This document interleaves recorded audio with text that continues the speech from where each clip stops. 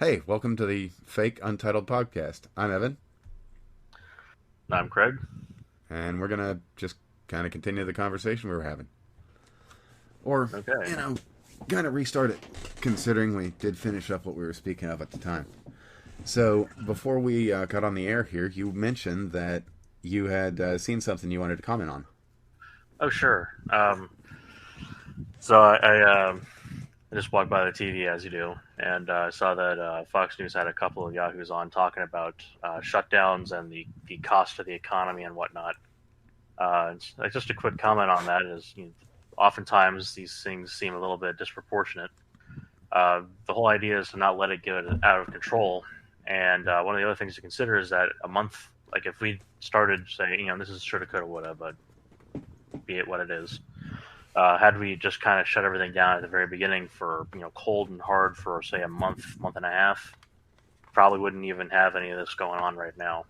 But the same kind of conditions still apply as long as this pandemic persists. If you want to get rid of it, you've got to go through the pain of just cutting things off No, and you've got actually to focusing you on got to do mitigating. the things every day, no matter how boring or annoying it is. You've got to do every single thing every single time every day until it's gone.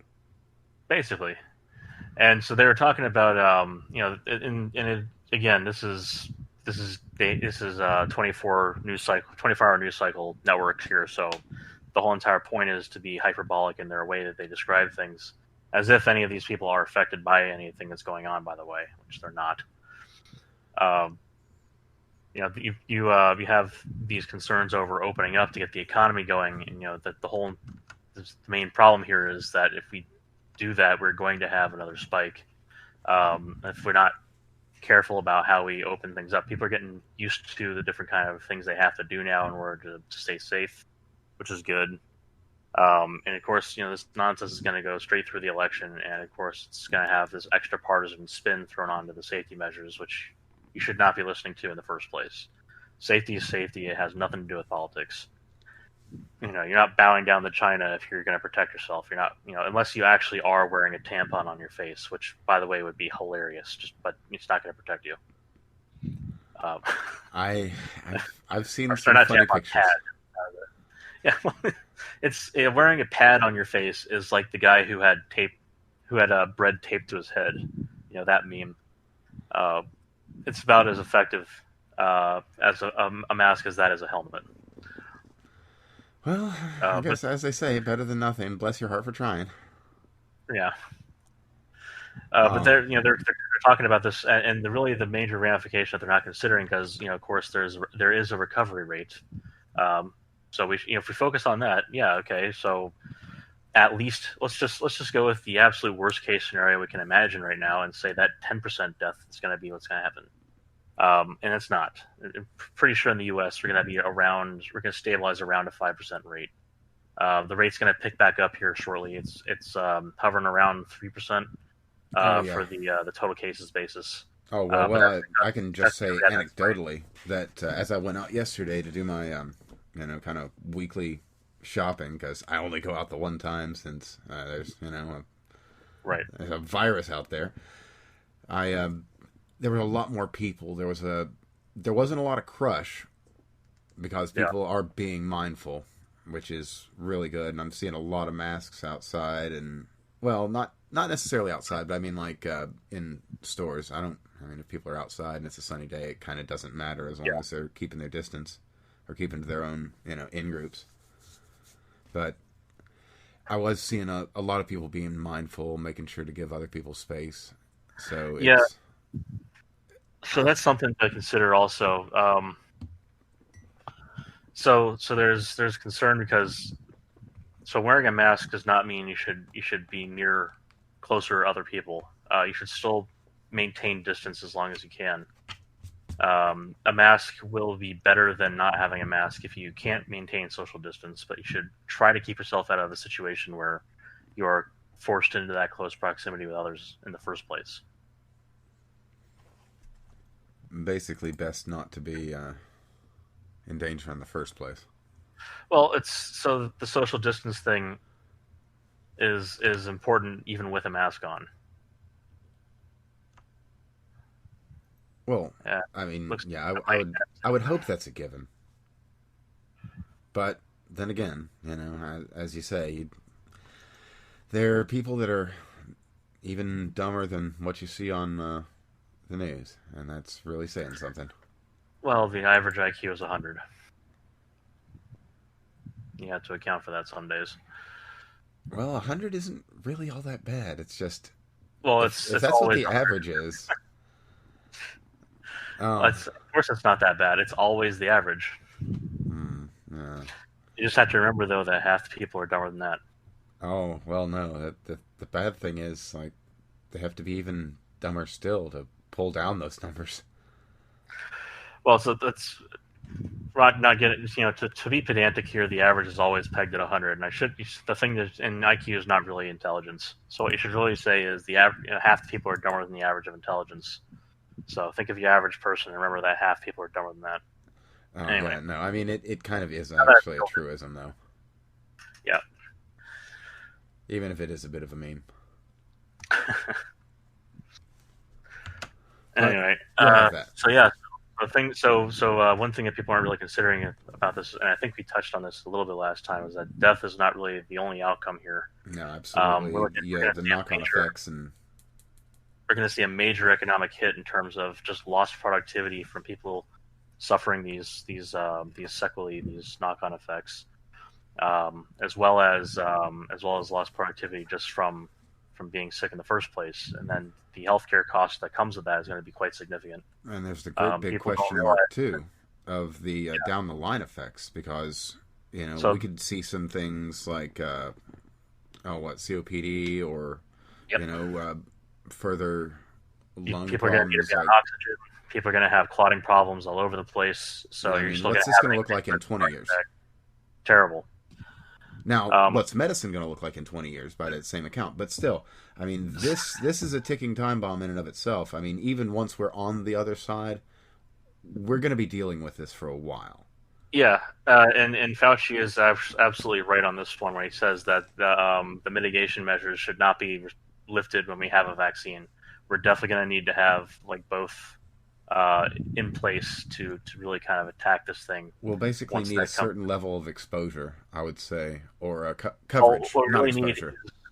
what we really need so people are going to the other major thing here now is and you've seen this from the right when they're talking about in terms of the conspiracy aspect of things. They're talking about fucking what's his name? Uh, God damn it, Bill Larry Gates. Davis? So they have like Bill Gates and others that are targeted as a focus for the kind of they're like the root of these theories on things, which you bear what you will as to how you read credence into those. But you're now seeing the same kind of things coming in more mainstream from the other side of the political spectrum, and it's really not a good thing because if you have up to maybe a third of the electorate that might, out of political will, decide not to go for a vaccine, that could be very bad. Because Disastrous those would be a word. it might be understating it quite a bit here, but bad. And it's not there's a hashtag trending earlier today. The Trump vaccine is a lie or whatever.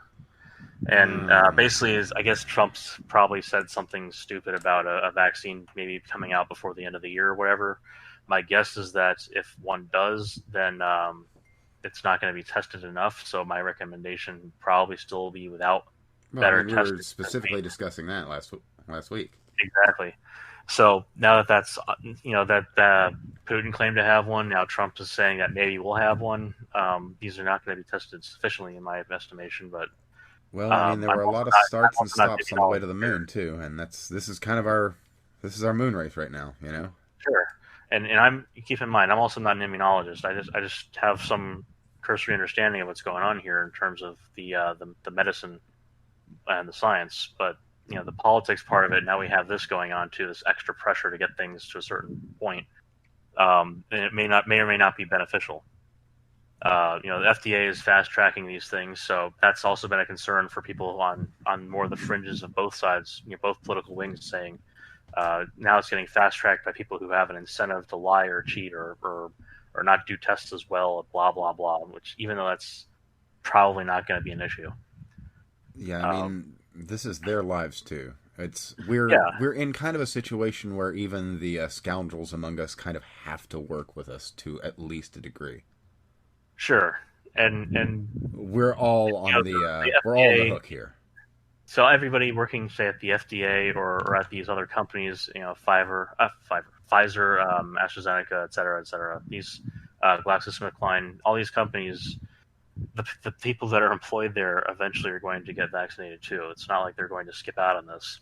They're also going to be the ones who recommend it to their family and friends. Uh, knowing some people at these kind of places, this is what's routine. They usually kind of the first people to get the flu vaccine because they know about it first. But beyond that, we need to have pretty deep population participation in order for this thing to really be kind of a kill switch on the pandemic. If we really want to, Yeah, kind of not above and if we only beyond whatever immunity's been developed already. yeah, if to what extent that is even possible. Like I said before, it's Well, I mean, probable that it we're not going to see is. very long It's term. just Well, time. Spain's a good example of this. There's not a whole the herd immunity is not going to be Spain's weapon against this. It's not developing to the way in a way that's measurable really at this point. It's just not present enough in population to really meaningfully convey or impart some kind of protection for the rest of the people. It's just not enough people that are sick yet who have recovered and retained immunity and are actually functionally immune. So if you can have antibodies, but if your immune system has been crushed, then they're not going to help.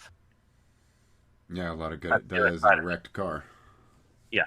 So it's like it's like missing the half your engine from a car crash that destroyed the hood and the front, and then putting a new wheel on the back. Yeah, yeah. When you're in So the well, yeah. Well, again, the knock on effects of this and the side yeah. effects and further damage that it does. So there is that concern, and so the main kind of counterpoint that would be my first estimation here would be that this will probably end by the end of the election. The hysteria on that would end. You've seen the past 4 years. It didn't with anything.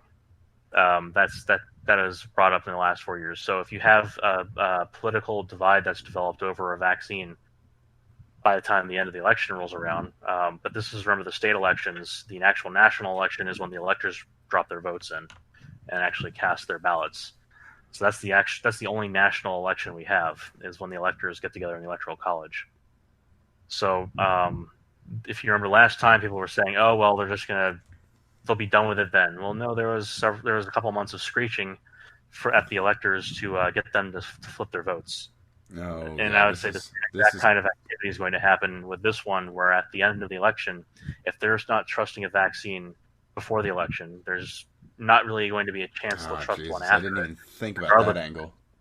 regardless of who wins. They're not going to be just going to drop a hat and say, okay, say Biden wins. They're not just going to say, okay, now it's Biden's vaccine. I think I have to go for a minute. Oh. I'll be back as fast as I can. Oh, alrighty. I have to help with groceries and whatnot. Be right back. Yeah, not a problem. I'll go over an article I was interested in that is completely unrelated to all this. Okay. One moment then. Yeah, absolutely. All right, well, let me just hop over to this article I've got linked on Fizzorg, and I'll tell all you cool people about it because it's absolutely fascinating. So, how to explain this? Carbon sheets, or graphene, if you're unfamiliar, are generally going to be one atom thick, or maybe as thick as a few molecules. But to my understanding, a proper graphene sheet is going to be one atom thick of carbon hexagons. And aside from the fact that it's basically, like diamond paper, it has absolutely fascinating effects as far as how it interacts with the world and electricity, that sort of thing. And what's happened is these physicists have taken 2 layers of this and put them at just a slight angle to each other, and it creates a field, a Moira pattern, they say. And the slight angle, it gives it an electronic property. I'd love for Craig to be here. I can't wait till he gets back. I'll share this with him. But you put them at just, I don't know, about 3 degrees apart,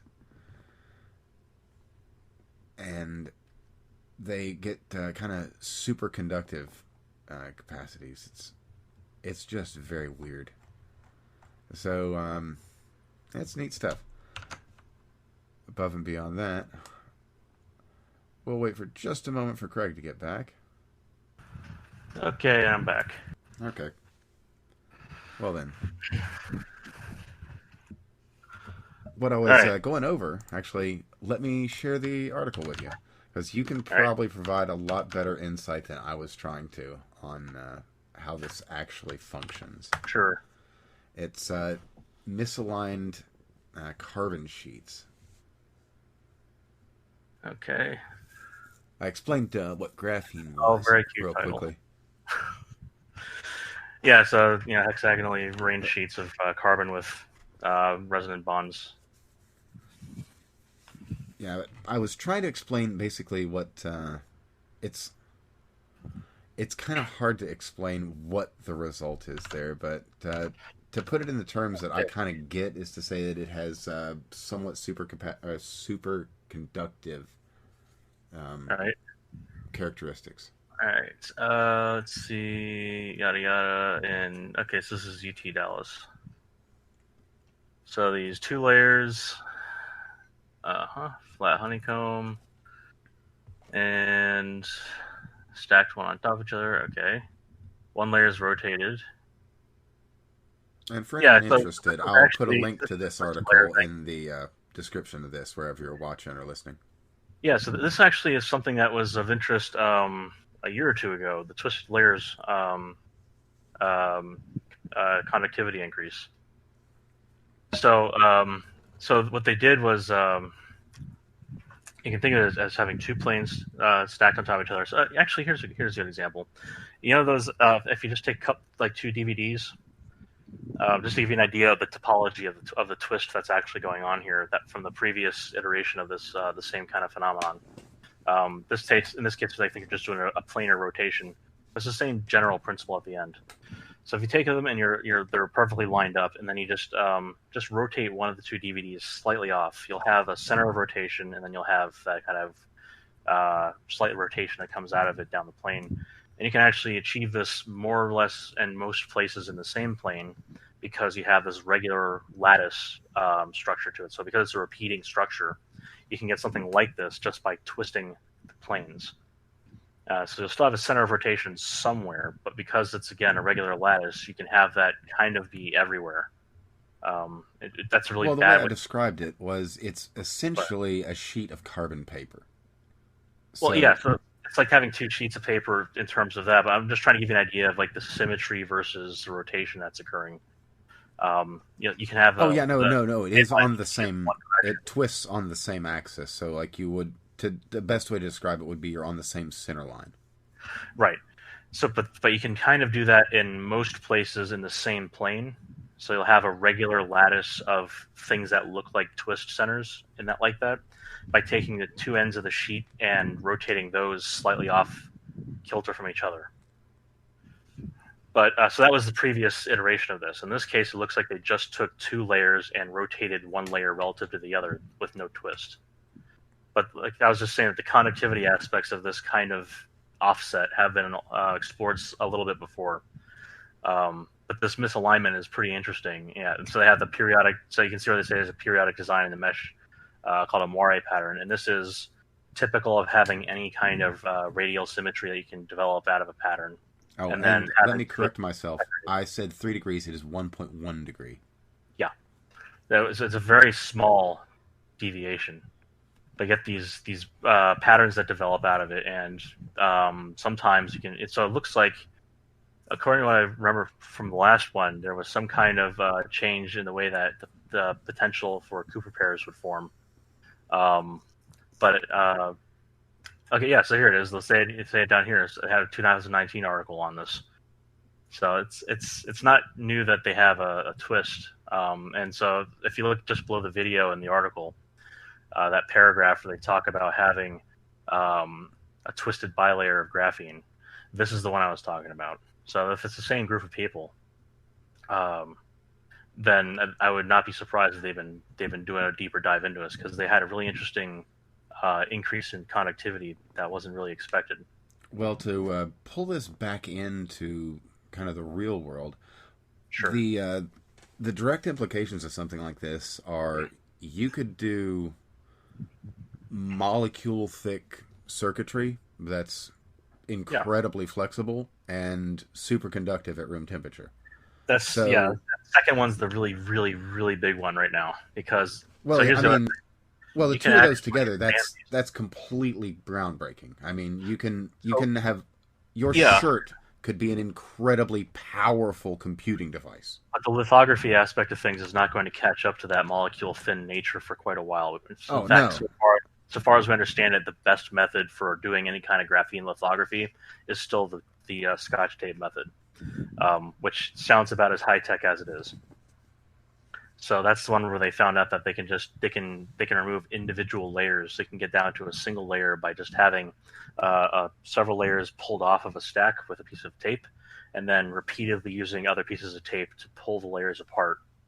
And eventually, you'll get down to having one layer thick, and you can deposit that layer on other surfaces. So that is still the most efficient, best way that I know of that is still used. Now, in solution, you can sonicate and separate layers as long as the edges of the sheet have a certain kind of functionality associated with them. But that's kind of not going to be useful. The more important thing is that superconductivity, because if you can get that, you can generate long, large sheets of graphene. And if you have a particular kind of twist to the material that needs to exist for you to get superconductivity, you don't need superconductivity in the entire material in order to get superconductivity somewhere. You just have to overcome what's called a percolation threshold for conductivity to exist. So graphene by itself is already conductive. Well, let me pause you right there since I have no idea what in the hell that is. And Okay. what is it? Okay, so a percolation threshold. Think of it like this: the electrons are not traveling in straight lines; they're traveling between. Well, Um, it's water in a pipe. think of it like this: it's water in a pipe packed with sand. Fair enough. So eventually, so for a water drop to go through, it has to travel between a whole bunch of different gaps. And if there are not sufficient gaps for it to travel through quickly, it won't travel through in a time that's reasonable. And it's a very nonlinear functionality to the material.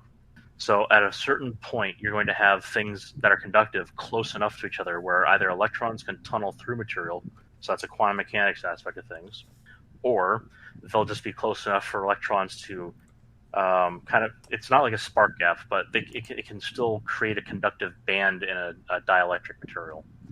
So basically, think of it like when a capacitor breaks down when you overvoltage it. It's because the electrons can finally tunnel through the dielectric. They've achieved a high enough energy to enter into a conductive band in the energy levels of the material.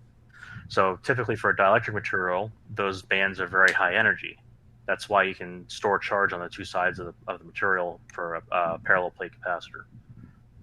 So that's why they have a voltage rating on those capacitors. It's the dielectric band gap that is conductive minus some percentage to make it safe. Basically, so the important thing here is that you have enough stuff that's conductive inside there for things to conduct easily. What's more important if you're trying to do high capacity cabling is that if you're trying to do superconductivity inside your cable, you don't want a region of it to just suddenly become not superconductive, because not only does the resistance go up instantly and thus the heat dissipation instantly, but adjacent regions warm up, and you can have catastrophic failure not at a single point necessarily, but you can have it over a much larger swath of the cable depending on how quickly things heat up. So if you can do room temperature superconductivity, that is gigantic. That means that we don't have to cool down cables with liquid nitrogen or whatever. I think a few years ago, or not a few years, 2014, 2015, I think PopSci was putting out articles about liquid nitrogen cooled superconducting cables to power the New York City grid from the outside, even though that wouldn't work because you have to distribute the power too. Oh yeah. That's their major infrastructural challenge right now in terms of the electricity, is not just getting power to the island. You can do that by adding more cables, but the grid itself has to be able to handle the power, and that is their major hurdle. They don't have. I can only imagine how much juice that city draws. Yeah, so you can't you can't just add more cables. You have to have the grid able to handle that much power draw, and it's just not able to right now. It needs a major workover. But the idea is still kind of sound to use superconducting cables to use fewer cables. The major problem is that you have to have them cooled down in order for them to work. Yeah, that's a whole nother level of infrastructure that just doesn't exist. It's completely outside of any kind of system we currently have. So right now, the warm superconductors will operate as long as you keep them cooled off with something like liquid nitrogen.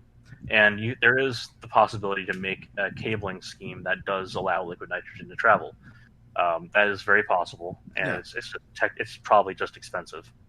Yeah, no, it is purely a technical problem. It's something we don't have the infrastructure right now for, so we'd have to build to the need. It's not that hard to make a cable that has that kind of cooling sheath on it. It's really not that hard. The main problem is that it's probably just expensive, and it's because you have to use the nitrogen. You have to keep cooling it. You can put an insulator on. So one of the funny things you can look at with insulation is that there's actually a point at which if you add more material to insulate a cable, it becomes a better conductor of heat because it has more surface area. So there's a parabola to that, and so you have a minimum or maximum, if you will, on your heat transfer or your insulation capacity. So beyond a certain point, you're not going to be able to insulate any better. You're just actually going to be doing worse. So there's a maximum thickness to the shielding you can put on a cable, and because of that, there's going to be kind of a specific associated expense to having a cable that is cooled down by nitrogen. If you can get room temperature conductors to superconduct in some fashion, then you can actually ignore that whole problem and just put a cable in.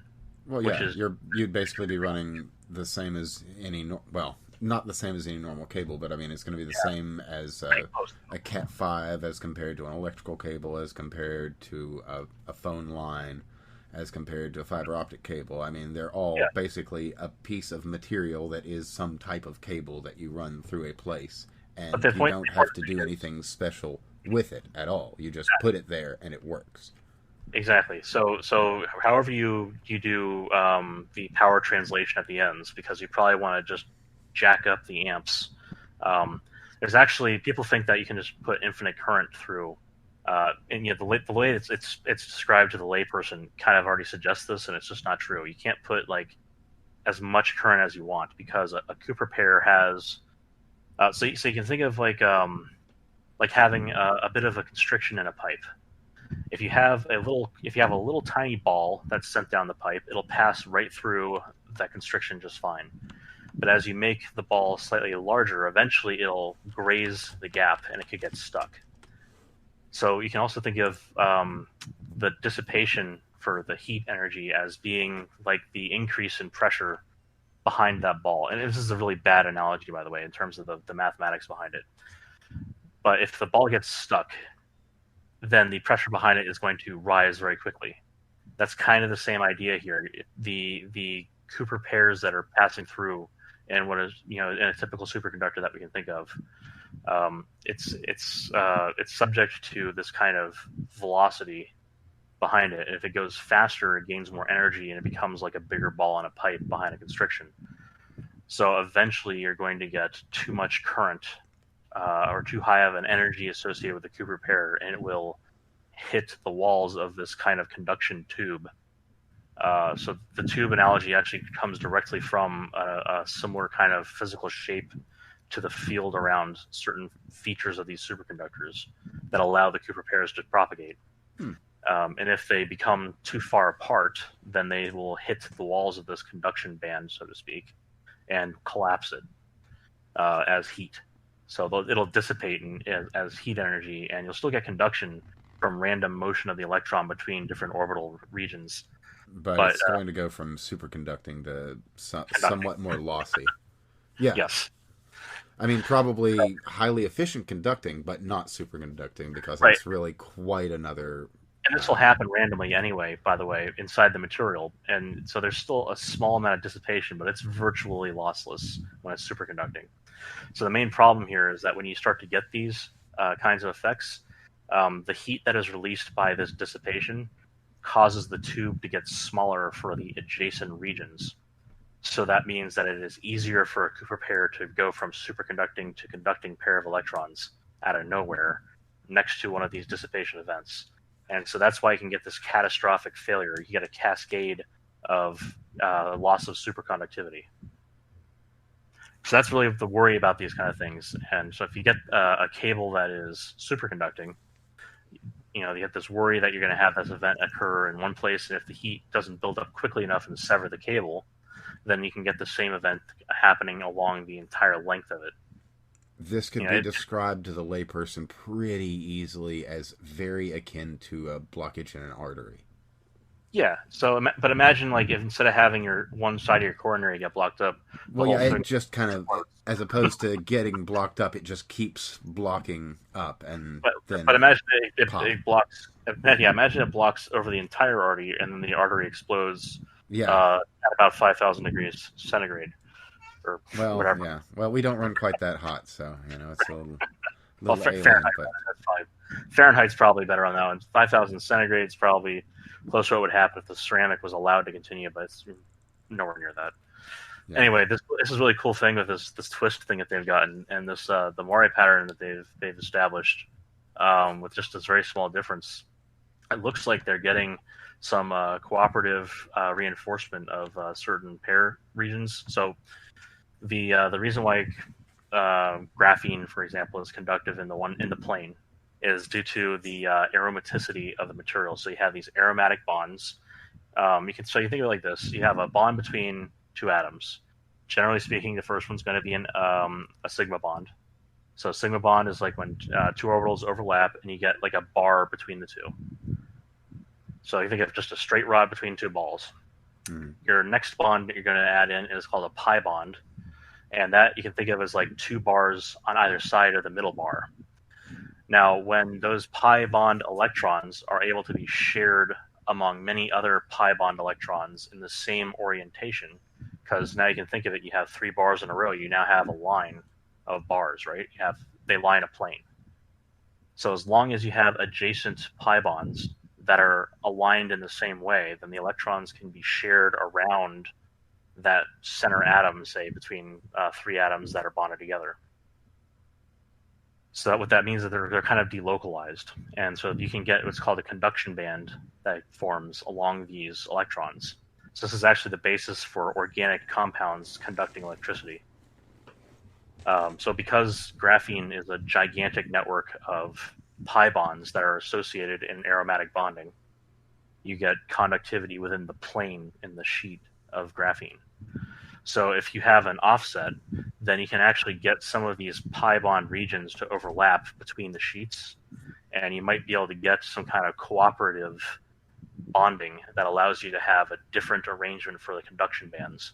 And if you get that to a point where the conduction band is a very low energy, then it doesn't take much energy to move an electron along the plane of the sheet. So if I can maybe... This is one of those things that's really hard to describe without having a visual aid, and there's not really a good. So actually, here's a good one. Okay. Imagine you take a hot dog and you have a hot dog bun.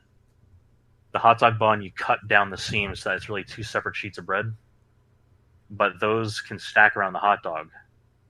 So you can think of the hot dog as the sigma bond, and the pi bond being the two halves of the bread.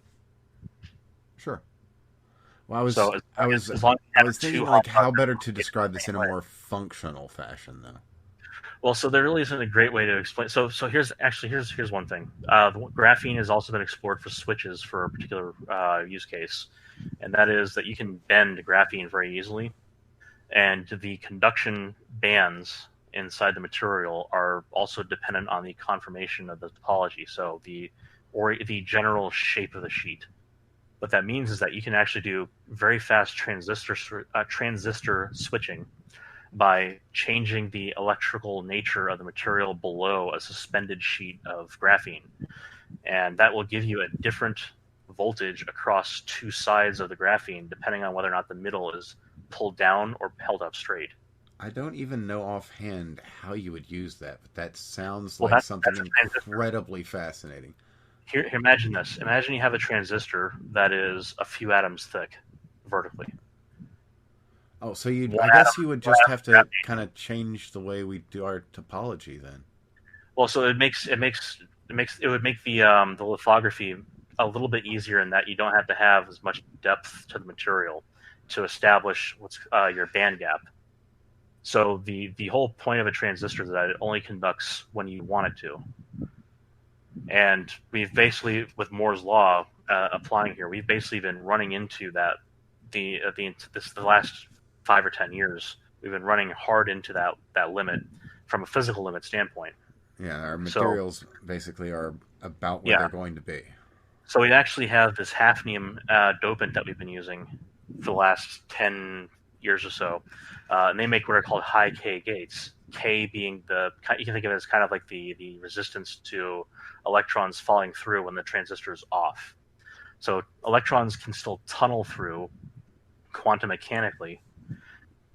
So if you have if you have a material that is thin enough between two conducting regions, then electrons will be able to tunnel quantum mechanically between the two, from region A to region B through your dielectric material, which is dielectric as long as the transistor is off. That's kind of the idea. It is a semiconductor that is an insulator when it's off, and it's a conductor when it's on. And if you have it in the insulator mode and the insulator is too thin, then the electrons can still get between the two regions that are conductive. So what that really is a problem for is discerning between on and off, because the actual on and off states don't have to have a very stable value, but the difference between them has to be very well established. So on can conduct and off can conduct, but as long as they conduct at different amounts, they are easily able to be established, then you can still use it as a transistor. So that's one of the reasons why, say, Intel processors were starting to run so damn hot before they suddenly got cool again when they introduced these high K gates, because they're making these transistors so small, electrons are able to jump the gap and you're still getting a current. So Does that basically, make even sense with now? its lossy nature, it's still functional. Yeah, so that's the thing. As long as voltage off is different from voltage on, then you can get your standard binary logic. On has to mean something different than off. If you can't guarantee that because electrons can jump the gap more easily, that's when you have your computer system fail. It won't be able to guarantee that certain things are certain things anymore. In fact, you get something similar to this kind of effect in terms of the kind of problems, the kind of chaos you can expect from it. Um, so just natural decay of radioactive silicon, let alone from cosmic rays coming out of the sky, depending on where you live in the United States. Colorado, you're gonna have more of a problem than this than say in Florida, where we're further away from the top of the atmosphere. So the closer you are to sea level, the better your computer is going to function long term, because your RAM will not randomly flip values. In fact, ECC RAM is largely developed as a response to this as a problem. So um, error correcting code RAM Huh. stores some redundant bits with each byte of data, so that it knows whether or not something is wrong, and it can correct it automatically. That is absolutely fascinating. So that is that, but that's dependent on random stuff from nature screwing up stuff inside your RAM or whatever. But you can expect something similar to happen inside the actual CPU, which is really where you don't want none of this to happen. Oh, absolutely If not. electrons are able to tunnel across the gap and your computer stops being able to discern on and off in a transistor. If it can't determine on and off, then it can't send a proper signal through the system. It loses meaning, meaning that the data it's processing loses meaning. It can go in meaning something and come out garbage. So most of the time, this kind of issue is eliminated during the design phase. You're just not going to design a processor that has that problem.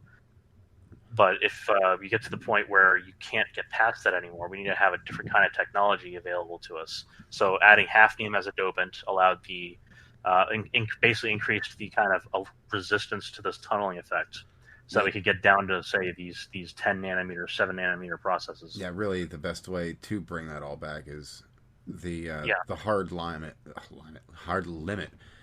I think I was going to say line. The hard line we're going to hit on. We're basically there. We've got to come up with new material science each time we want to do something new. Because here's the main thing of that. We have already hit that in terms of the areal density, but just look at the difference between an Intel chip and an AMD chip in the last 5 years. One of the main differences is that the AMD chips are just much larger. And it used to be that your CPU, way back in Pentium 1 days, was a card that you inserted into a slot on your motherboard. So the whole idea that we have to keep getting these higher and higher areal densities is really kind of, it's not as important for the consumer grade products as you might think. It's more important for server scale products where the rack space is the limiting factor, not they just pack CPUs into these things more so than it is the CPU as a specific limit. So if you want just a better CPU, better performance for the individual or for a single compute system, a larger chip is not going to be as bad as having a chip that can't tell between on and off. So if the whole idea way back in the day with Pentium 1, Pentium 2 times, so think like back around the turn of the century. It's funny to say. There were motherboards. Yeah, it is fun to say that one. So motherboards are coming out with 2 or 3 sockets on them because people wanted more processing power, but they didn't want to wait for that to happen later on. So if you need more processing power, the easy solution, and when you're just doing raw computing on a larger scale, is to just add more CPUs. When it comes down to the cost side of things, a server center, so say you have Amazon's compute center, they care about how many CPUs can you jam into a rack for that same kind of performance. That is largely what's driving these higher densities in the CPU core.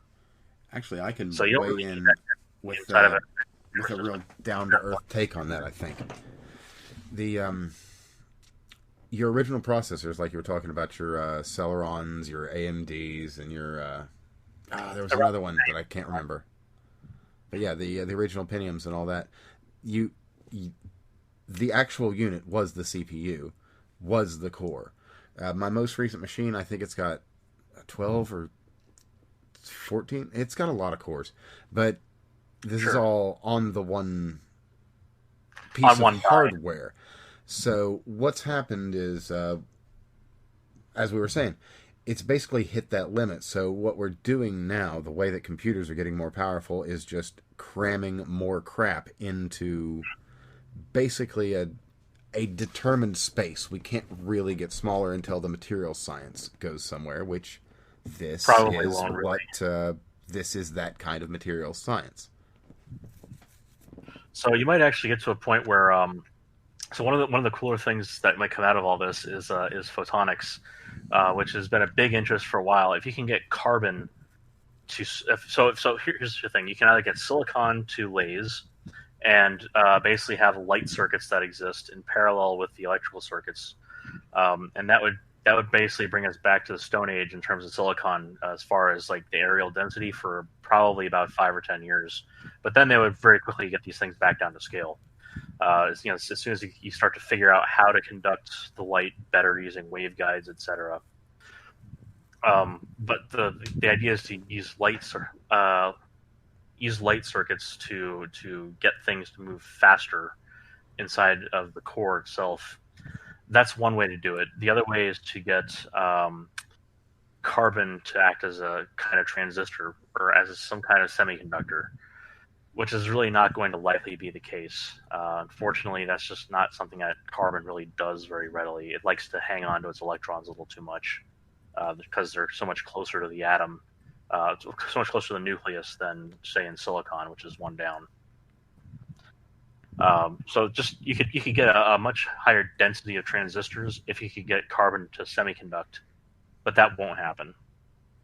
Using silicon as a laser material could be useful, except that's not very likely to happen. You're probably going to be more interested in something like you find in an LED, your gallium nitrides, your indium oxides, etc., as your superconductor basis material. It's not superconductor, semiconductor. It'd be great if gallium nitride superconducted, but it doesn't. um, but yeah, so the actual material on chip is going to have to change quite a bit. Silicon might not be the best basis material in the future if you can find an alternative. There was, man, some years back there was basically like a split.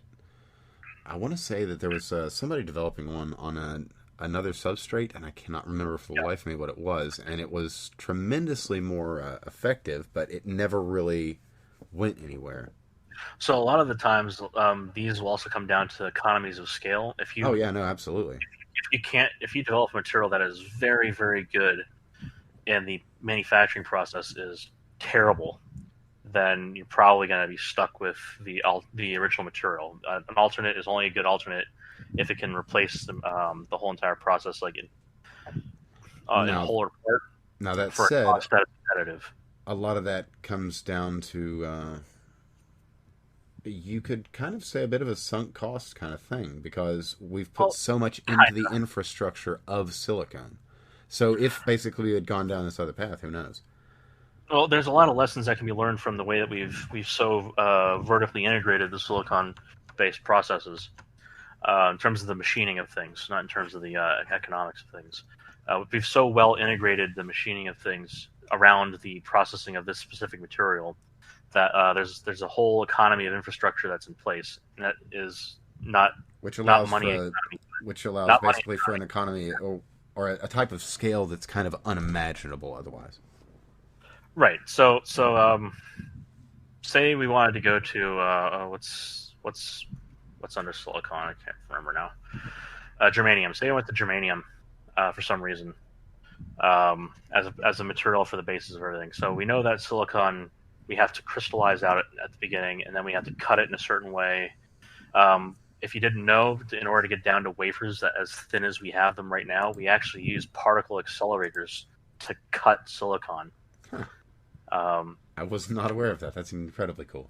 So because you have a known distance into the material that a specific energy will get to, you can effectively dope the material and cut it at the same time by firing particles into the material, and due to their energy and the quantum nature of things, they'll deposit at a specific depth. That deposit changes the shape of the crystal in situ and causes a crack along a specific plane that is very, very, very flat. So not only are you causing a crack in the plane, you're causing a cut that is flatter than anything you can do with a saw. And then you can polish that down to where it is it's within an atom or so of the thickness you wanted across the entire sheet just by polishing.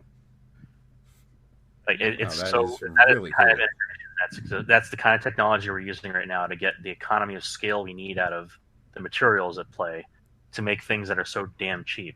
So if you ever popped open the casing and looked at the size of the silicon that's inside it, those little black chips everyone thinks of as a computer chip. If you ever look at the inside of the casing, there's this little tiny ass wafer. Most of the casing is just getting the wires from the little feet that stick off down to the chip. It's mostly just plastic. There's a tiny, tiny, tiny, tiny little piece of silicon inside there. And so sometimes any given chip? Yeah, any given chip. Yeah, absolutely. Yeah, so that's basically what insulation and it's just to keep the wires from getting severed off the chip. In general, it's just a plastic casing that's extruded on there. in a molding process. But and it's funny if you look at the size of the silicon, you can tell roughly when they were made because during certain years, it's cheaper to just make the silicon pieces larger to use an older lithography method that is cheaper than the newer methods, and just suspend the extra silicon. And sometimes, if once the methods have matured enough, it's more cost advantageous to keep the extra silicon by using the smaller scale processes. So the amount of time you spend um, on a given chip is part of the cost, and so the different lithography methods have different amounts of time that are required in order to get the alignment of everything correct. So just putting a mask onto the chip for the next step in a lithography process can be quite time consuming because you have to line everything up, and you're talking about a feature size of 7 nanometers. You got to be really accurate where your thing is positioned, even if you're using a relatively large mask inside your focal plane in order to narrow it down to that size. If you're off by a millimeter on a mask that is a couple meters across, uh, that you're laying light down on, it could be several whole dies that are offset by in that kind of situation. So Well, it's more really, it's more time consuming for smaller features. That's basically the end result of that. you know, we You can pack more onto a chip. You can pack more onto a wafer, but you get to spend more time on a wafer. well, yeah. That's just And kind of it getting. all is non-linear too. So you can't just say, "Well, it's this much smaller. Then we have to spend this much more time." You know, Yet again, we're kind of at the wall, basically. yeah. It And doesn't get again, smaller. it's We can really just well integrated. we just have to pack more stuff in to. Things are as small as they're going to get with the materials that they are. So Pretty much. stuff is just going to. Now, mind you, things are really small right now. So you can Yeah. pack a lot of stuff into somewhere, and it's not going to get anywhere near as big as it was in the '80s. Well, Like think of it you, like this. A 7 nanometer process. So when they use these numbers, by the way, you should think of them as being the smallest feature size. It's not necessarily the size of a transistor.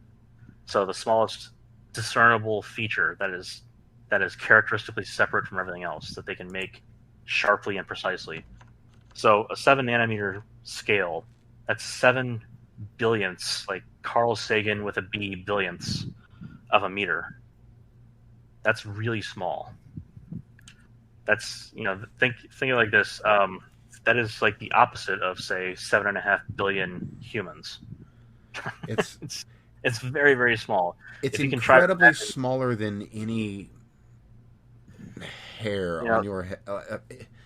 A single here's ash would be very large by here's comparison. the way to put it. A hydrogen atom is about an angstrom across. So an angstrom is about a tenth of a nanometer. So you can fit say 10 hydrogen atoms in a nanometer. So we're talking about a process where the size of the features is about 70 hydrogen atoms across. Yeah. So things That's are things are very very small, and to to give that some sense of scale, these graphene processes could allow those to go significantly smaller. Still, take a zero off of that. exactly. Maybe even more. Maybe The take that down to zero two or off is three about atoms atoms as aren't a mature technology, I should say, right. not immediately, but yeah, just to immediately take a zero off of that, pretty much. So that's I would say that's in terms of reasonable expectations. Taking a zero off is probably going to be around the limit there too. But I think a computer's core that's a tenth the size that it is right now, or even half the size is pretty significant. And potentially flexible. Yes. The flexible part is the part I'm really interested in. I've been waiting for flexible screens for so damn long because we have the technology and it's very well developed. And then they screwed it up with these this small craze in flexible phones that came out. So there's that movie Mission to Mars. I'm sure you've seen the one where they had the little critters at the end that had the guy with the oxygen torch blew up, and then they had the robot Amy that tried to kill what's his face. Um, so they had those flexible screens on those little handheld devices in that movie, and that was the coolest thing to me when that came out. And we've had the technology to do something like that for quite a while. Um, Indium tin oxide or whatever it is. Yeah, indium tin oxide. So ITO Hmm. is a transparent semiconductor material. That's used on most displays for smartphones and so on. So that is easy to put on. Actually, there's a Linus Tech Tips video last year, late last year, I think it was. I can't remember the company right now, but they had an OLED display that you could look through from the back, and you just looked like a dark window. Well, while Linus was playing whatever it was on the other side, I think he was playing Doom or something, or CS:GO or whatever. Oh, that's cool. But that's the kind of technology that exists, and you don't have to do that on just a large sign, which is what they were developing that technology for, was consumer display signs. Sorry, not consumer display signs, commercial display signs. So in a store. So those kind of like menus you might see at McDonald's that change, that kind of stuff. But you could have it like in front of the cashier, and the cashier would be able to look at you normally, and you would look back at them and see the menu. Something like that. Which is, again, that is also something that should be done because it's so damn cool. And Like, it's incredibly cyberpunk. right. So like imagine like, and you could see some of that already coming into effect with the movie Fifth Element. Remember the part where they're getting onto the cruise liner? They walk up with their card in Corbin Dallas, blah blah blah. But they had that screen in front of the person who was doing that, and you could see from behind the person clearly. But then when they looked in the front, there was video there. That kind of technology exists now. What you could also do is put that on a flexible display. You don't need glass even to do that. You just need a polymer substrate that's capable of holding both the transistor material as well as, say, the OLED substrate materials. And the nice thing about OLEDs is they produce their own light. They do not need a backing light, which is the whole entire purpose of making those transparent displays in the first place. Is you don't need a backing light anymore, so you can just look at it. And so if you remember from that movie, The Mission to Mars, they were able to just pull this thing out, a camera on the back of the one side of the thing, presumably, matched up against some mountain range or whatever. And they were able to just flip things around on the screen. So we have that kind of technology now. We just need to capitalize on it. And then what we ended up with was these couple of monstrosities. I think one of them was from Sony. The folding screen phones? Exactly. We got these. Those were not terribly well executed, but so I mean they're getting better, but like at the same time, did not need that first. This whole idea that you could have a stick and pull the screen out from the side of it, that would be huge. And it doesn't need to be glass. I love Gorilla Glass. It's come through amazing technological hurdles to get it as thin as it is, stably, and as strong as it is. But you don't need it for a cheaper product. And they managed to double the cost of the phone while giving you one phone. I don't think it's for $2,000. I expect to get two phones nowadays. I don't, and not just one. So I understand that it was directed immediately at the enthusiast market. Obviously the question comes to mind: who is this for? They were $2,000. Yeah. Good God. Yeah, like a $700 phone for me is expensive. Yeah. $1,000 is roughly the pricing scale that we're talking about for a general phone, and then they come out with these monstrosities that are like $2,000, and it seems kind of ridiculous. Yeah, that's almost breathtaking, and I mean for a completely what can you say? Thank you, early adopters. Yeah. Thanks, guys. We stand on the backs of whales. So you have these problems with how do you get the hinge to work without making the hinge a problem, because there needs to be a precision hinge. You also don't want to get anything behind the screen because it has to span the hinge. So if you get dust and stuff like that in there, we're talking about pretty thin glass, and you're talking about a huge lever arm for your mechanical advantage. So you could very easily crack the screen on a hard grain of dust, like from, say, your pocket. So these kinds of phones are not really the ideal endpoint for a flexible screen like that. We need something better than that. Yeah, Another it's example of a poor use case for this technology where it is right now. If it were much, much more ruggedized, maybe. But so like in that same vein, like we could go back to where maybe there's what the hell was that movie recently? They had the map in the back of the car, and they were using it like a touchscreen, just a piece of paper. You can get down to the same. You can get down to the point where you're doing something similar to that. And e-ink comes along with that for the ride, but e-ink is not really transparent. So the transparent nature of using an OLED and ITO um, for the semiconductor material to transmit your signals and so on, like just having a transparent display that's flexible is huge. The phone from Iron Man 2, where he was able to hold up the phone, look through it at the monitors, and take them over in the Senate session. That right now should be possible, and it is possible. We have that technology immediately available. And the main problem you'd have is where you put all the insides of the phone, which would have to be like in one side of it. But we've also got the technology to miniaturize a lot of that technology. The battery size on those would be horrendous because just there's no way you're going to make a transparent battery. Basically, you're screwed on that front. No, I've seen some concepts actually of basically what looks like a frame with a window in it that's got just a bar across the bottom, which that's the idea. And that's basically it. Yeah, you'd be holding on to a metal box with what effectively looks like just a piece of glass in it with a piece of metal at the bottom, but the whole thing's probably going to be covered in Gorilla Glass or whatever. Right.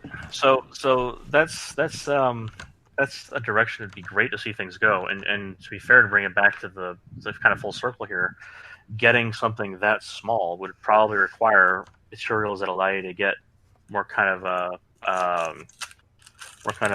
bang for buck out of your processing system. So you need to have probably something that's slightly better in terms of the processing side of things to get down to that scale where it can fit just in the one side of the phone. But if you look at the chips on the inside of a phone right now, they're not really that large. You could probably get away with having most of that stuff packed into the one side pretty easily. Yeah, well, the device I described just now, I mean, that could theoretically be made with today's technology.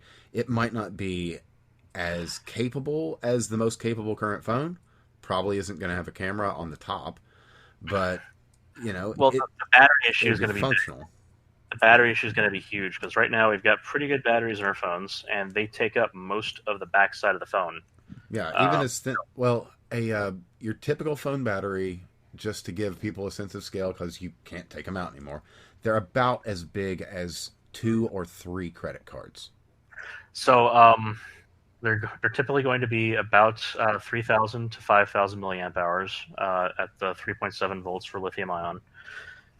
They're going to be around millimeter to 2 millimeters in thickness, and for the aerial size, they're going to be about 2/3 of the back of your phone. So everything below the camera, basically. And if you have a fingerprint sensor, probably everything below that too. So to pull this back onto this incredibly long tech tangent we got onto, right? To pull it back into this, though, what that would mean is this device I described. It would basically you'd be taking what would normally take up the space of about 3 stacked credit cards and trying to put that into about the space of a lighter that's about half the thickness. So you're going to lose a lot of capacity there. So it is going to necessarily be a very non-featured device. But you could make a phone that is clear today. Yeah. Now, the battery, for instance, that is used to, say, run a Parrot drone, that's 500 milliamp hours. So half an amp hour, and they're very small batteries. Those batteries could probably fit in roughly that area, and they're quite small. But that would not run a phone for very long. If just a phone, a dumb phone, it could run one of those for quite a good amount of time.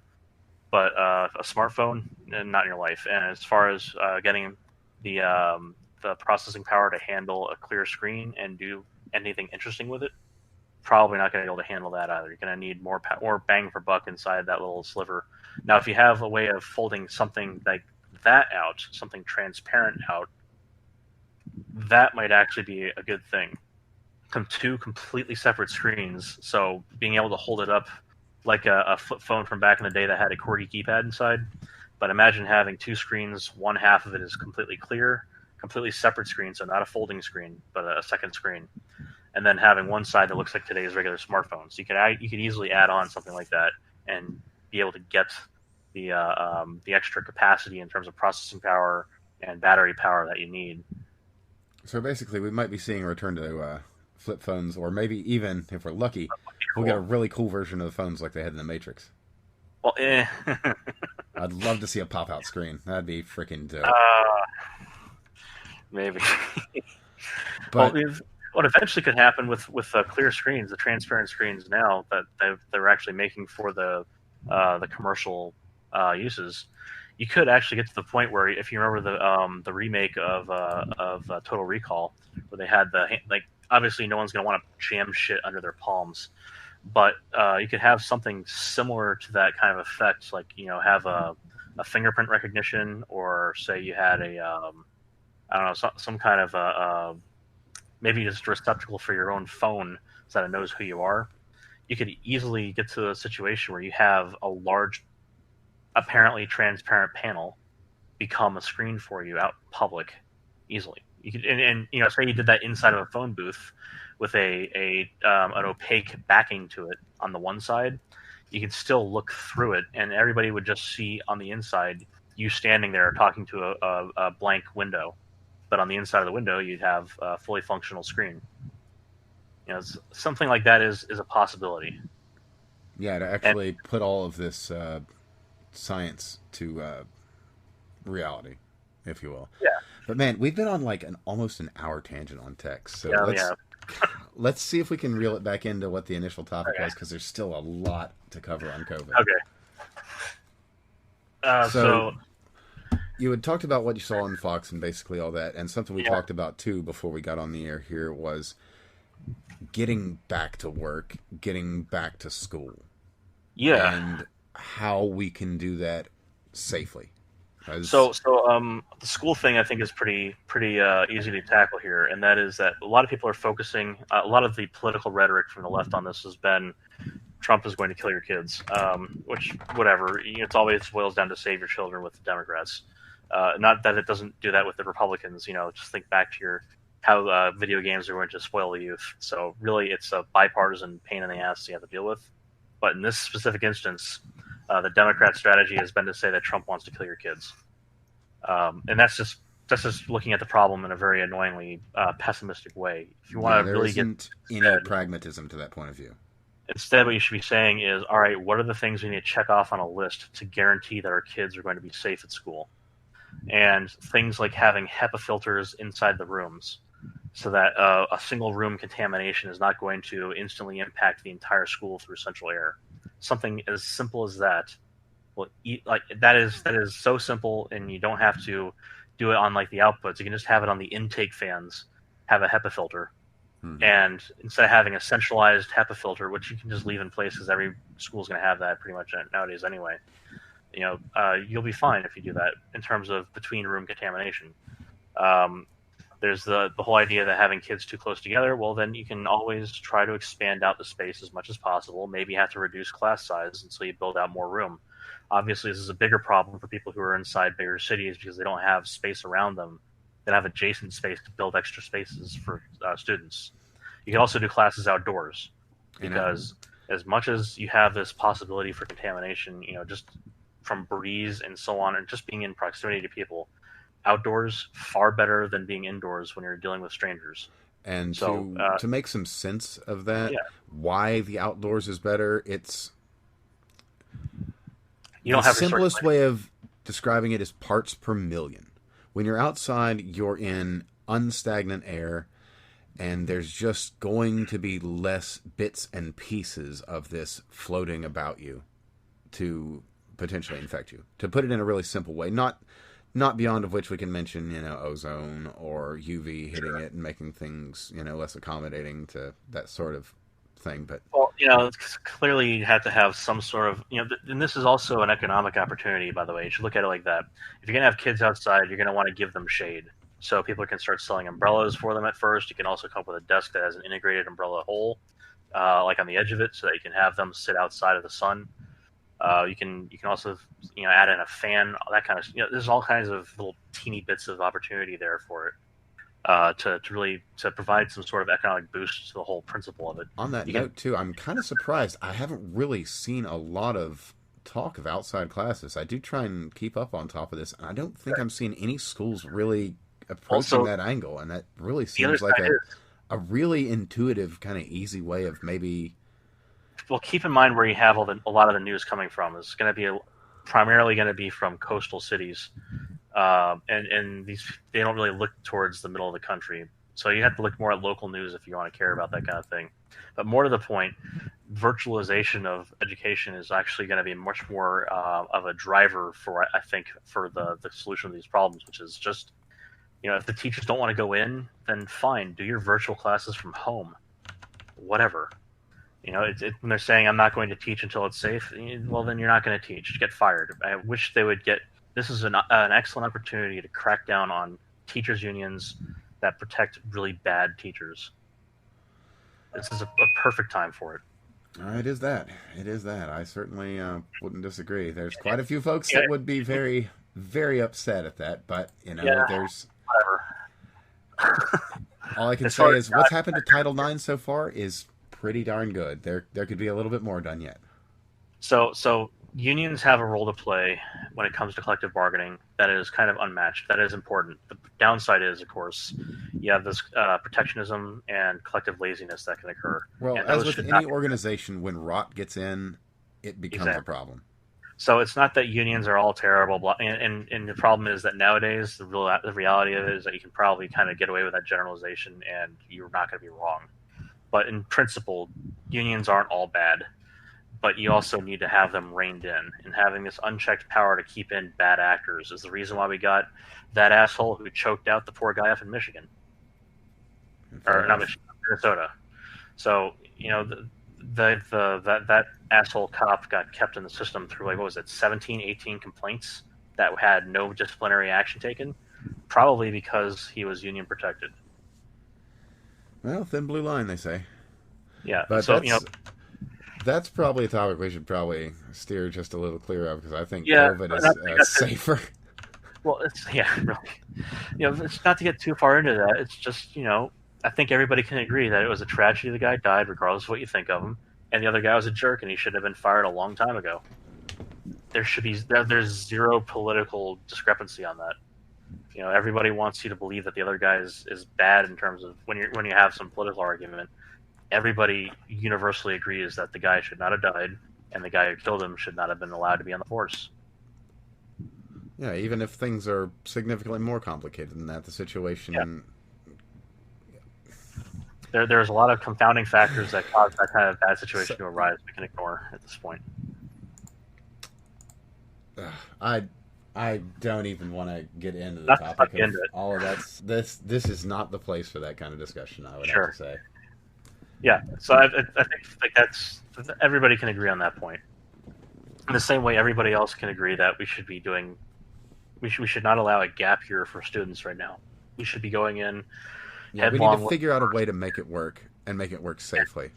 Just like Yeah. police reform. Yeah, I mean, there are things that can be done because there are, to put it Community outside of oversight. things,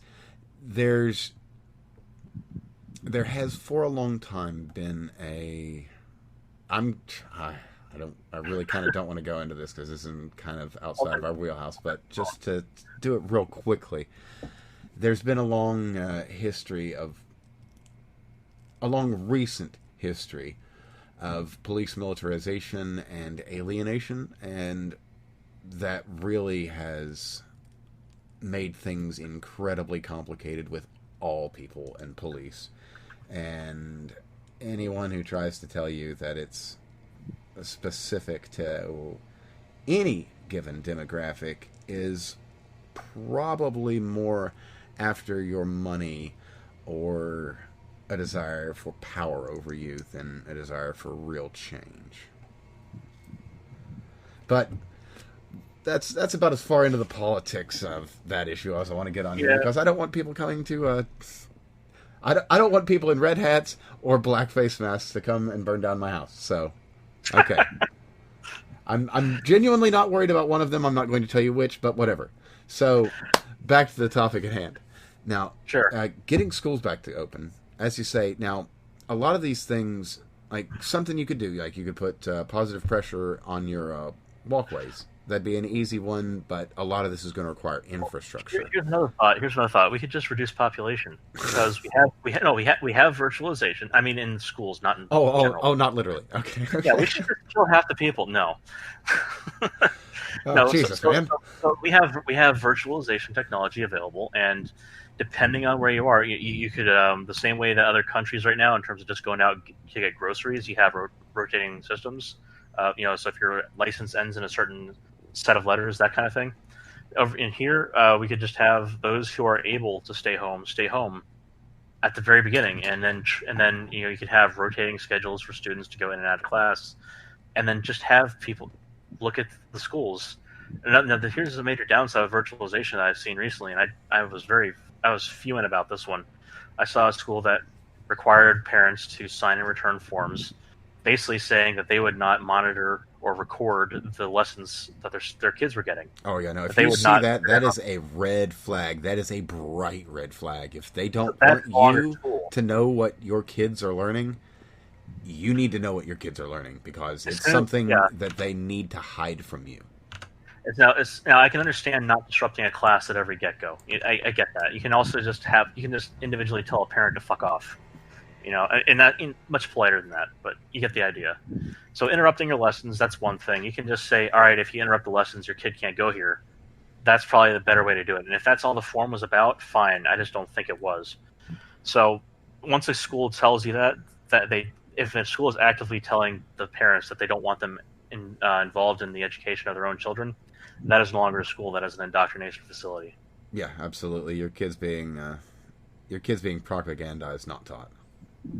So, and if every school should want the parents to be actively involved in the education of their own children, because every parent should be actively involved in the education of their own children. Yeah, I mean this is your blood, so you have a responsibility to raise your children well and to care about your family as much as any given person might have had whatever trauma in their own past. It is on you to try and build a better future.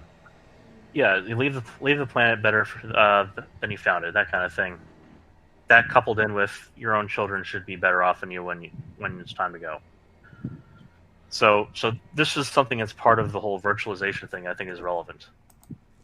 Oh, and on that note, actually, there's the tech and software on that end of things is a lot more mature than things like Zoom and Discord. There are better virtual classrooms than there are virtual meetings, because I'm sure any given person has heard a good couple of Zoom-related horror stories that have come out of this quarantine. Yeah, and here's another thing on that: is there not only much better solutions that are more secure and more smoothly operating, there's also better free solutions. That open source. Absolutely. Cut down on cost. That's going to cut down on cost for public infrastructure greatly. So the major new cost is going to be your bandwidth for your cable bill or your phone bill or your internet bill. Same deal. And now obviously there are people who can't get access to the internet such that they could just do this stuff online. And for them, I think that's really where we need to be focused as far as having this whole concern for the children thing. Well, that's where your government intervention really should come in there. That's where we need to get our broadband out into like our farming communities and also, but in the inner city too. It's the same level of poverty exists in these regions, and the same necessities exist in these regions for getting kids online or getting kids into schools. For the rural areas, you're going to have more opportunities to just teach outside. But that's still not going to be necessarily an excellent solution. There's going to be some things that are probably just better off being taught at home if you have the ability to do that.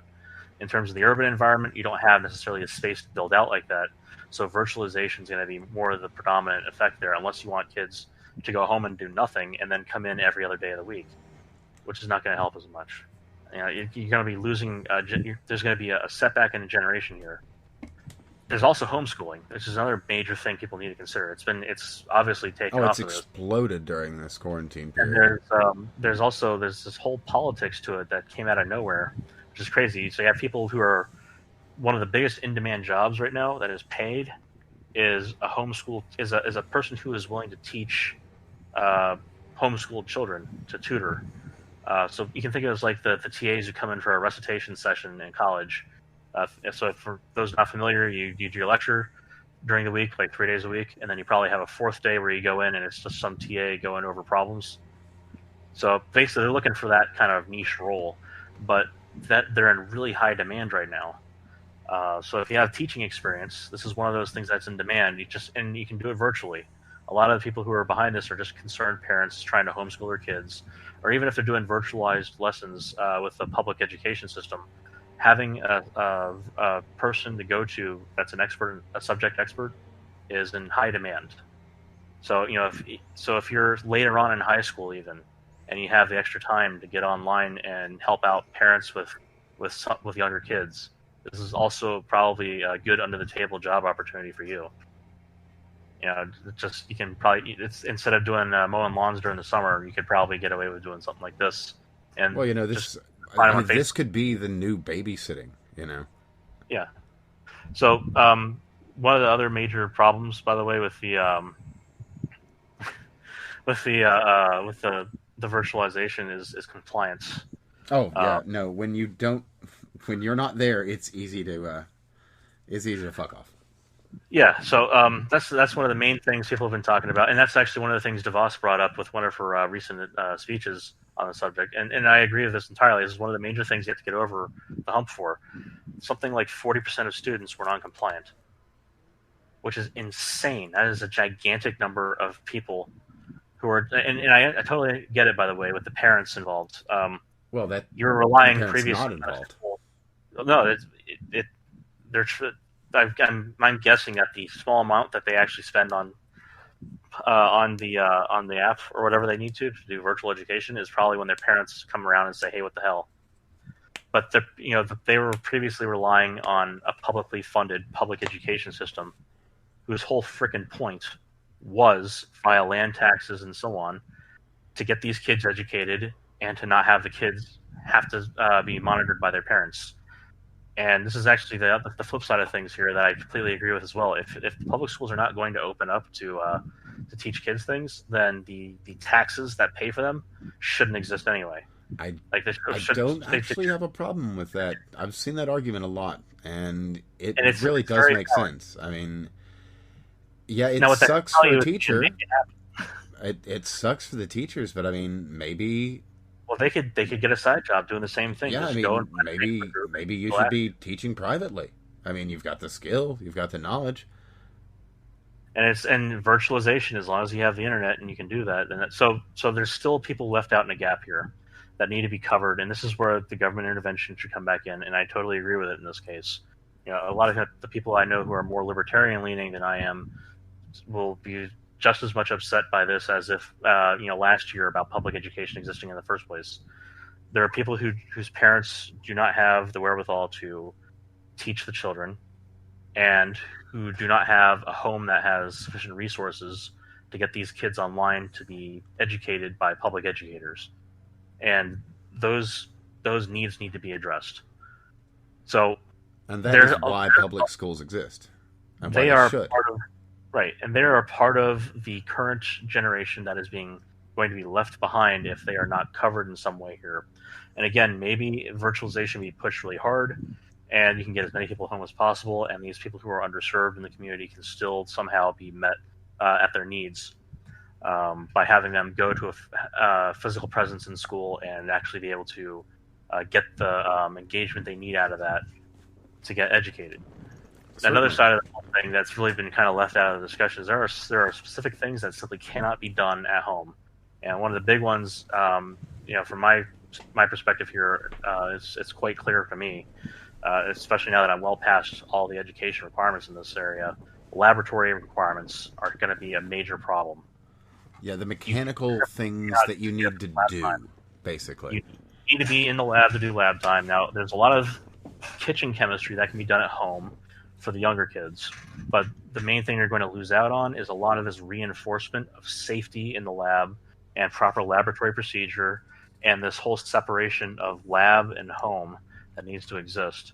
so that they can go into the lab, know that they're in the lab, do the lab stuff, then leave. Now, I'm not saying you can't be educated on about this kind of thing later on. It can't be reinforced later on, but it's better to start that off early. So that's like for instance the stoplight reactions. So basically, you're just doing transition between different different valence states, and you get a solution that goes from green to yellow to red.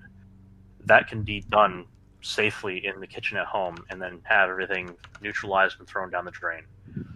That will teach kids a variety of lessons that are very important.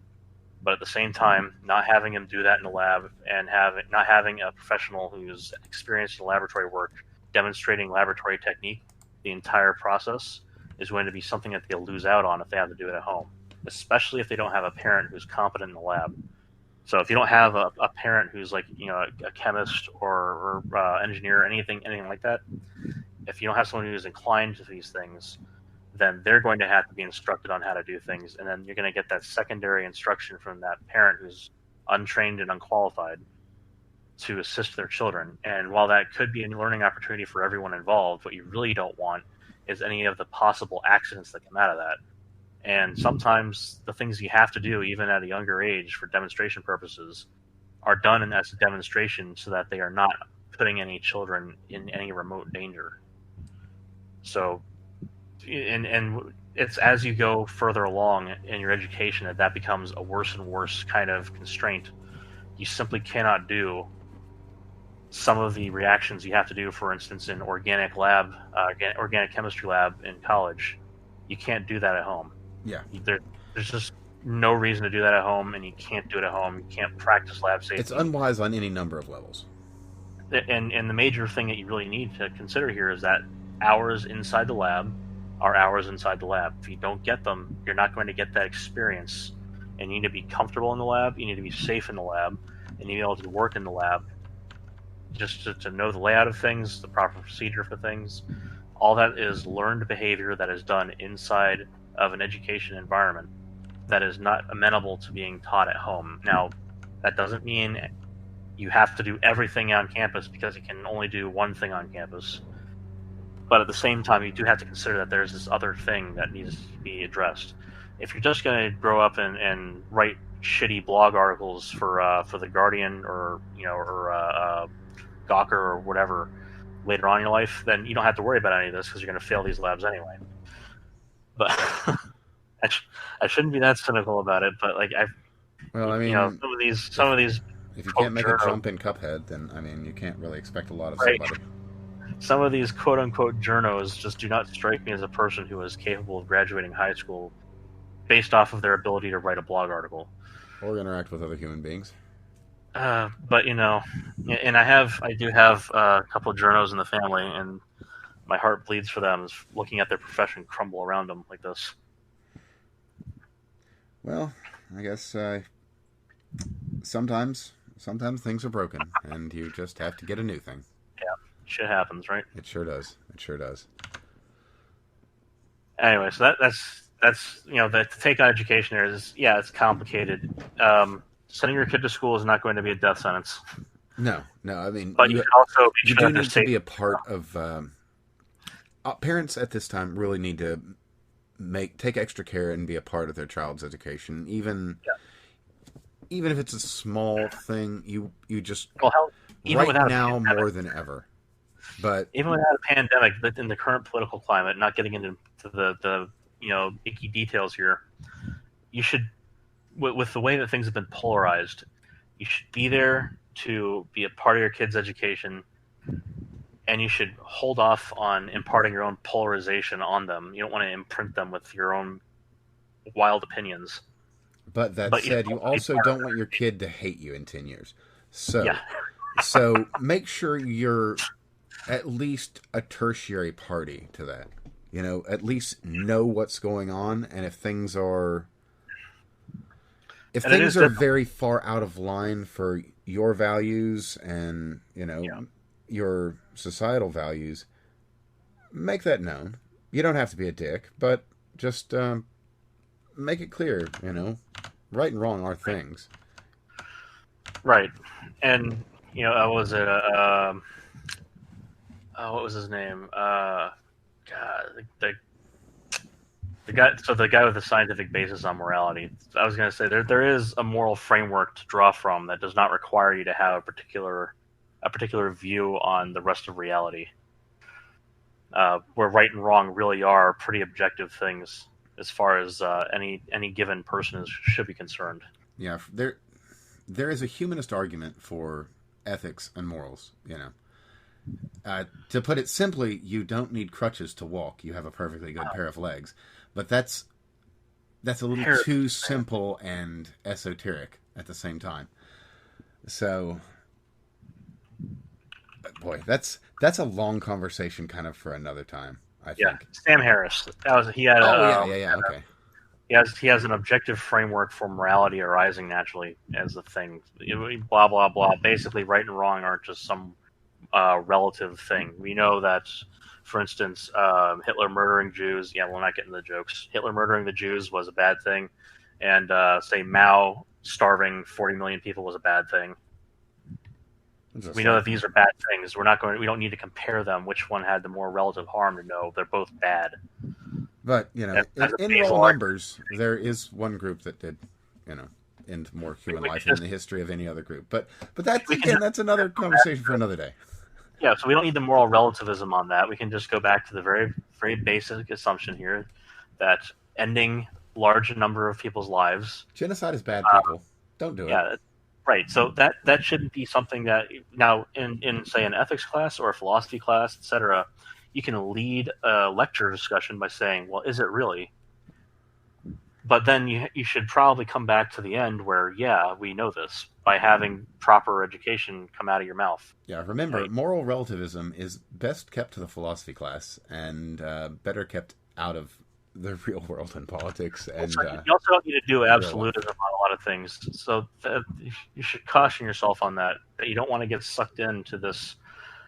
So if you allow yourself to be convinced of certain moral absolutes, then you are very easily pulled into a cult-like mentality. And it can happen to very, very, very intelligent people. It can happen to just about anybody.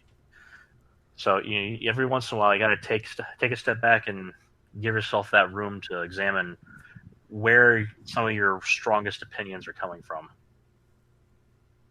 Oh, sure. And it's not a bad thing to do that. It's not a bad thing to do that. And remember, ideas are just ideas. Nobody should hang for them. Yeah, and something really important to remember on that specific note is there's nothing wrong with being wrong. There's actually a great TED Talk before TED Talks kind of sadly went to shit after that poor guy's daughter died, Anderson's daughter. So after about 2013, they kind of went downhill. But there's a great TED Talk on being wrong. I can't remember the woman's name off the top of my head. But she is great because she, the symbol at campsites for a table? Sure. So she thought that was a Chinese character of some variety. I believe that was a story she told on stage. Oh, and okay. all the way up until realizing that she was wrong, she didn't feel wrong, which is kind of the point. Being wrong is okay. Continuing to be wrong after you know you're wrong is basically where the problem starts. So, taking a minute to assess, how when you didn't know you were wrong, you felt like you were right, and that is actually one of the major problems that she was discussing is how to get people to sit back and reconsider their positions such that they can recognize which ones are wrong and which ones are right. And there's also going to be a wide spectrum in the middle where there's going to be a murky area. People are going to have just opinions on a subject and not necessarily a concrete answer. Or there's just going to be debate on a specific thing, and those are all fine too. That's all part of just being a human. Yeah, enjoy the ride. Yeah, there you go, Bill Hicks. A lot of wisdom there. A good example of a poor guy who was taken from us too early. Pancreatic cancer, right? I think so. Or stomach cancer. He died in his 30s. I'm pretty sure it's pancreatic now. He died in his 30s, and he was brilliant. So if you like Dennis Leary, Bill Hicks was basically a big inspiration for Dennis. Yeah, if you are unfamiliar, absolutely Oh man, which is But there's one performance, his Dallas performance. You should yeah, absolutely look up. That is fire. but if you look up Bill Hicks Just a Ride, there's plenty of YouTube videos of that, and that is one of his. That is one of the if you're looking for philosophy to live by, that is a place for you to start. Yeah, Hicks was a wise man, and And there is the possibility that he is Alex Jones, but I doubt it. he also screamed about drinking devil semen on stage. So there's also that to consider. Yeah, in relation to that was Bush, right? No, yeah, he was talking about Or was it he was Reagan? he was talking about the people in industry who go out to get famous uh, and how in order to get famous they would suck Satan's cock. Hmm. Yeah, and this is not doing adequate justice to the description at all. You really, really need to hear it to So look it I'm up. not Look it up. attempt It's really good. so good. It's absolutely classic. It And is look, peak comedy. and here's another thing: if you consider yourself, if you're listening, you consider yourself a real lefty liberal person. One, you're gonna love Bill Hicks, but two, you should consider that Bill Hicks was rather extreme in his day, and then you can compare that to today, and then reassess exactly how you feel about your own values. Not to say that any of them are bad, but this is just kind of me suggesting subtly that you take my advice from just a few minutes ago and re-examine some of your own positions, which I do regularly myself. So it's something that you should do for the rest of your life, but Yeah. to do it critically, and you don't have to do it in front of a million people, or you can just do it at home with a pillow if you really feel upset about things. Just wail on it every time and go, God damn it, I was wrong. Yeah, celebrate being wrong, actually. When you're wrong, that means you can learn something new. So that's actually something people have a misconception about with scientists, which I can go ahead and correct right now. We spend most of our lives being wrong. Get used to it. And when you're Oh, right, who was it? they just celebrate. You're probably going to be wrong tomorrow. Oh, there's a really good quote. I have to look this up. It's actually So a good example of being wrong, where a lot of scientists are probably not going to sit there and weep too much about it. We should bring things full circle here. Is a lot of the numbers of things and the propagation mechanisms, et cetera, around this pandemic. A lot of people were wrong about this thing not being airborne in some sense, and some people were also wrong about it being just imagining things as being just like an individual virus floating in the wind. That's also not going to be the case. It's not that finely refined when someone coughs. Maybe you'll get that fluke chance of that happening once per 100 coughs or something, which is fair really enough. not something that's going to be measurable in the first place. So a lot of the times when you talk to a scientist about these kind of remote possibilities, they usually don't consider them in the first place in terms of discussion because they're so remote. And that's just that. By the way, isn't like a number to operate on. That's me pulling the number out of my ass. And also somewhat indicative of the modern state of media. There's a Well, a lot of it's driven by LA and New York City. To boil things down to where the coastal concerns are coming from. You also, you have plenty of cities along either coast where you're getting a lot of media generated generation, but you can think of it as being kind of the large population centers where you're getting a lot of the news from. A lot of the flyover areas and even the interior of these coastal states is going to be completely ignored in the national media and the global media until something really big happens. So when you look at the kind of concerns that are met inside of the minutia in these global and national medias, it's going to be still pretty well confined to these larger population centers on the coasts. So that's why you're getting articles about, you might have articles about avocado toast or whatever, but you might wonder why the hell that has any relevance to you out in the middle of Oklahoma as a person who's staring at a silo dumping out grain right there and then. Yeah, you And will it might always not notice a huge difference between your local reporting and national reporting. The farther you are from these urban population centers, the bigger disconnect you'll see. Yeah, and so when you're talking about these kind of subjects of national import, a lot of times there's still going to seem to be this kind of skew. For example, when they talk about the situation with kids and education and so on, a lot of the time when they say, how the hell are we going to get these kids back in schools, you basically just want to kill them. They're talking about people in an urban environment where you don't really have a lot of room for expansion of the school to accommodate, for example, outside lessons. So if you're out in the middle of Texas, out in the rural areas, or you're out in the middle of like the Dakotas, you probably walk outside and you see the school, and it's like, I don't know, a fifth or less of the land area on the lot, and you might wonder to yourself, well, why the hell can't they just go outside? Well, a public school, say like in the middle of New York City, probably doesn't have a whole lot of outside to go to. Yeah, the crush in these places is very different than you'll be expecting. So You can see this lensing effect happen in the news articles because they just make these kind of things, these assumptions as a given. When they start discussing topics, they say, "Oh, there's all these technical hurdles that need to be overcome, and not everybody has access, et cetera, et cetera." These are things that are going to be assumed as conditions about the school that you may not be familiar with out in the middle of nowhere, or even just even like if you're just in a suburb, you might go and look at the school and say, "There's plenty of space." well, absolutely, yeah. I mean, and also you look at places with low infection rates and where everything's under control. A place like South Dakota, for instance, that's kind Sure. of the model for America at this point. Well, yeah, by having virtually no population Well, absolutely, to start with. but I mean that is a valid thing. The crush of people is what is the biggest danger in a lot of this, and Yeah. it's not an issue in some places, and it is an enormous issue in others. And So now another thing that's to get that above and beyond, any kind of bad decision making regarding where you're going to be putting your people. Like if you're putting, sick people in with, your elderly because you don't have room somewhere else. yeah. So yeah, we don't need to get into as many of the details on that right now. Be here for another 3 hours. That's a completely different issue. Yeah. Comrade de Blasio. That guy, him and his psycho daughter. Yeah, Poor guy. yeah, you can see the whites of her eyes in that picture. She is full on Kubrick whenever she gets outside of that manic phase too.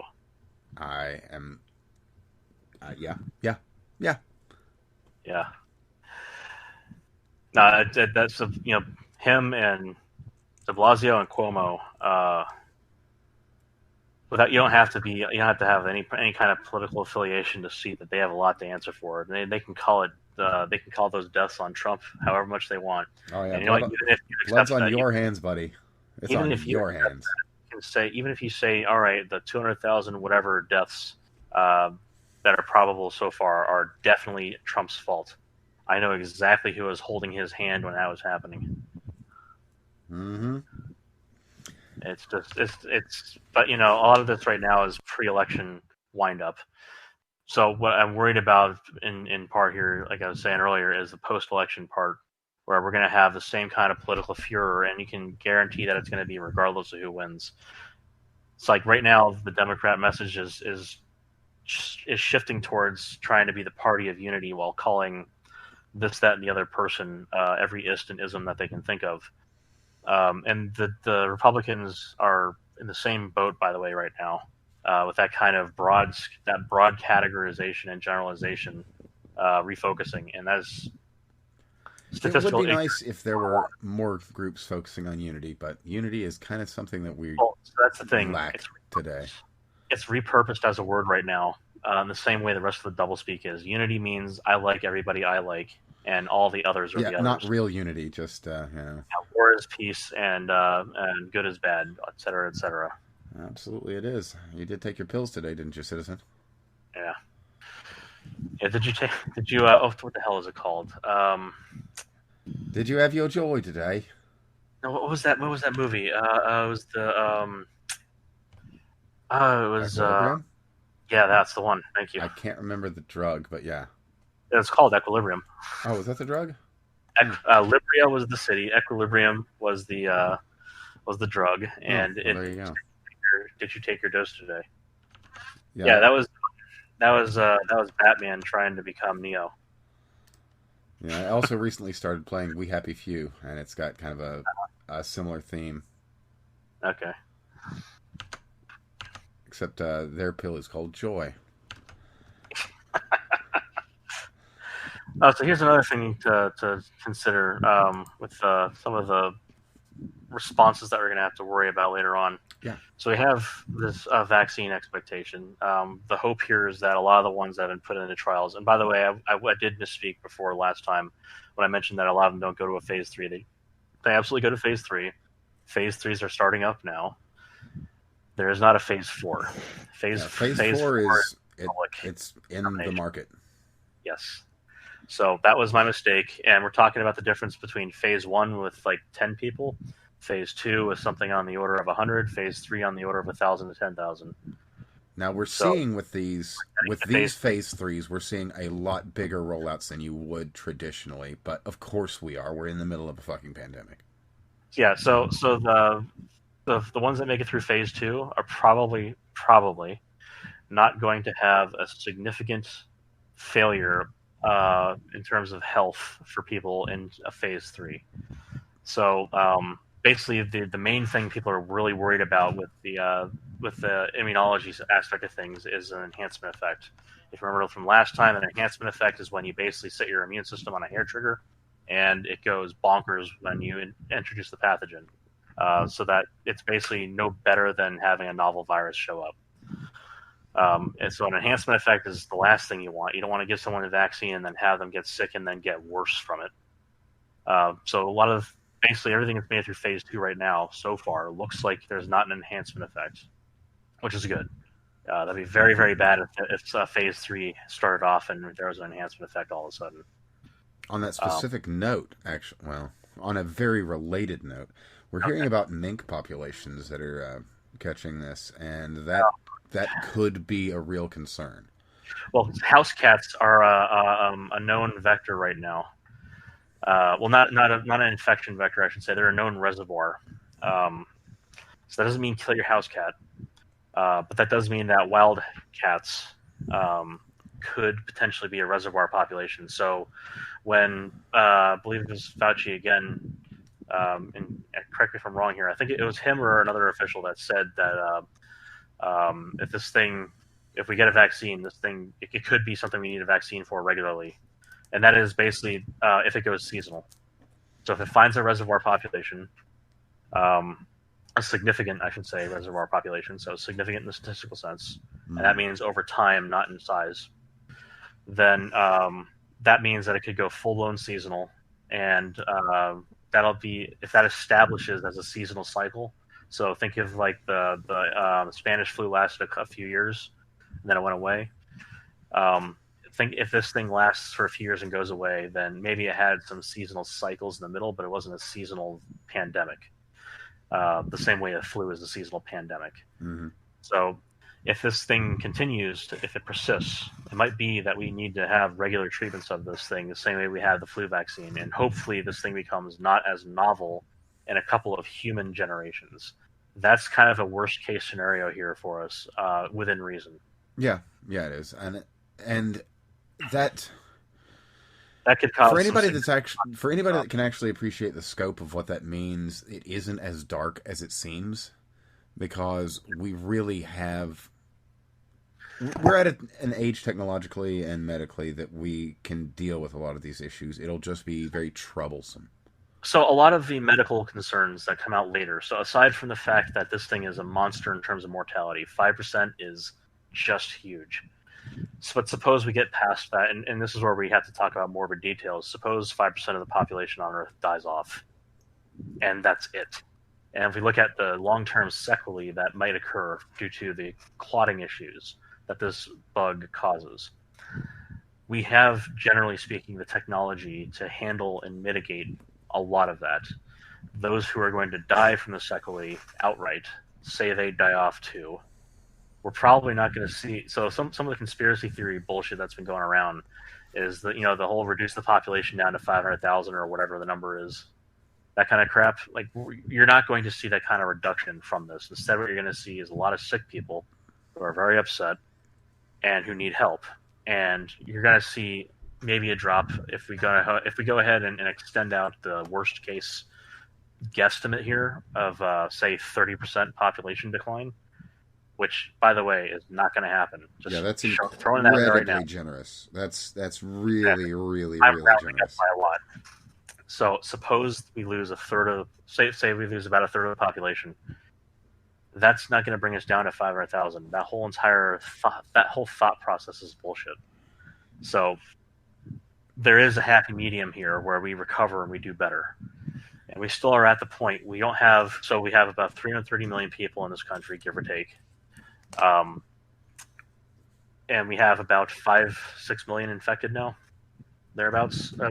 Infections to date, I should say. So not active infections, but total cases. Oh, actually, you know what? I've got something I'd like you to go into because I need to grab a coffee real quick. I'm going to post a link here to that COVID-19 projections, the machine learning page I showed you a couple weeks back. Yeah. And I'd like for you to kind of go over that with the folks real quick while I grab a coffee. Okay, so this is COVID-19-projections.com. Yeah, and a link, of course, will be in the description on YouTube right. Or Anchor, Spotify, Google, wherever you're watching this. This has so you'll be back in a couple minutes for coffee, right? Yeah, I'll be right back. Okay, so I went ahead and just scrolled down a little bit on the page, so it has some projections here. So it has the deaths per day, total deaths, has the reproduction number R, so the R sub T, which is the time moving R number. So you might hear a lot about the basic reproduction number separately called R naught or R0. RT is kind of like that value tracked over time, and it should vary. So a value of 1 is the cutoff between an endemic and an epidemic. An endemic is when a disease has a population depth and then it's only decreasing in size. So you have fewer than one person infected per new infection. Above 1 is when it is an epidemic, and a pandemic, of course, is just when an epidemic is in multiple countries. So when it goes global. The WHO rewording of that is to consider that it has to be global before they call it a pandemic, which is why they waited so long. I have my opinions on that, but it still fits somewhat within the vagueness of the definition. Anyway, then they also have below that R value, they have newly infected, currently infected, total infections. So basically new infections, active infections, total infections. And among these, basically the spread's still within a reasonable tolerance, I'd say. Obviously, the spread of the line should get larger the further away from present that you look into the future, just from the nature of uncertainties inside the modeling.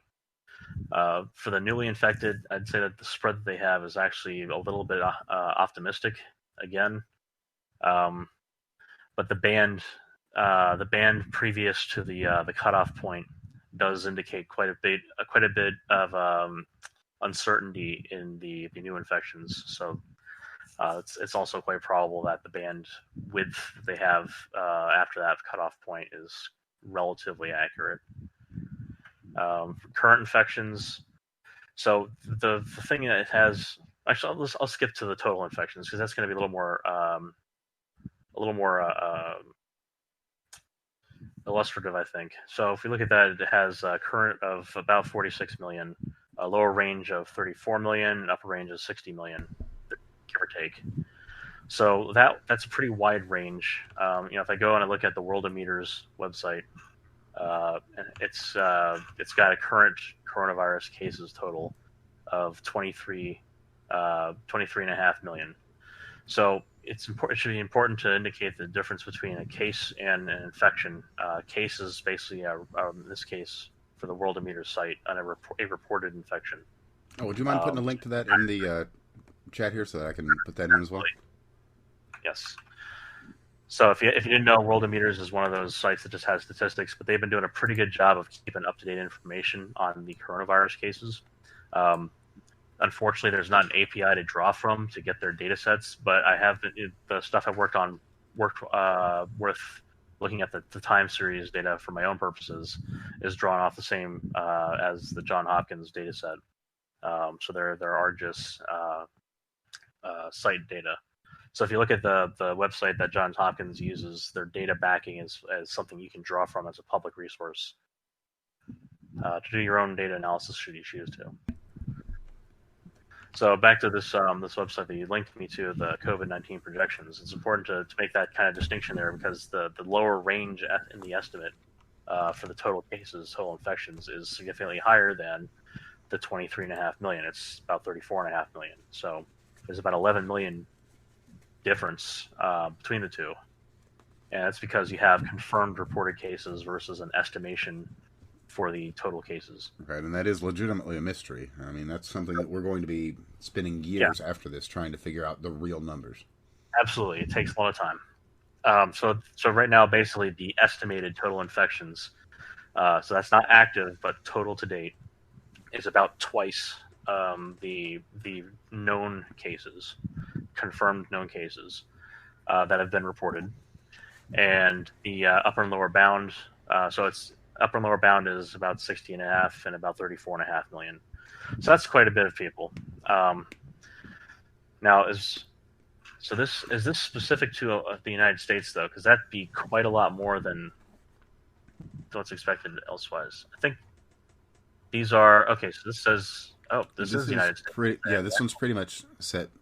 It's kind of specific to the U.S. It has some international data, but it's. I don't know if I agree with that part. So I have to see what the kind of methodology they're using. But if estimating 46 million infections in the U.S., I don't think so. Given what we've seen about the current state of sequelae that come out of this, I'm pretty sure that you'd have much more of a problem. Now, this could be the case that it is actually this high, and that we're not seeing these kind of knock-on effects economically because the people aren't at work doing labor, etc., where these the sequelae would really turn up. So the scarred lungs, having a decreased lung capacity, that kind of thing. Yeah, we don't know the. If you're sitting at home all day, you're probably not going to notice. And we don't know the prevalence of this either, too. Yeah. I mean, so if that's the only thing, then that's not going to be very immediate. So much we don't know. That's one of the biggest problems. Yes, really the more scary part of this is that we know already that there are certain follow-up things that happen. Yeah, we know there's heart damage. We know there's lung damage. Right. There appears that there could be very severe. Well, I shouldn't say very severe. It appears that there could be mental side effects even that could result in severe effects for people that are perhaps on the edge. Well, here's the thing: if you have microemboli floating around your blood system, and you get any of that kind of stuff caught up in the small capillaries in your brain, oh yeah, that's an aneurysm waiting to happen. It could cause brain damage. It could cause an aneurysm. So this clotting issue nature of it is really the main harm that I could see causing. Like that's going to be the main follow-up harm you're going to see, aside from the lung scarring. The reproductive harm is also a big one. That could be a big problem. That's a very valid point. That one, however, I should go ahead and mention more strongly here than I think I did, if at all, last time. The reproductive harm issue is a much less well-established issue. It is, at this point, only a possible, not a probable issue. But it is eminently possible, which is the main reason why it's a major concern, because it is not something that is just reversible. And actually, I just had somebody who just recently lost one of his friends down below. So that's the kind of not reversible nature I'm talking about. So shout out to you, man. I hope you're feeling better. That's a big hurdle to get over, and I'm proud of you. That sucks so much. Oh yeah, that's rough. So, and I had another friend who had testicular cancer. Thankfully, he's gotten over it. But that's one of those things where if you did get any harm down there, it's not reversible.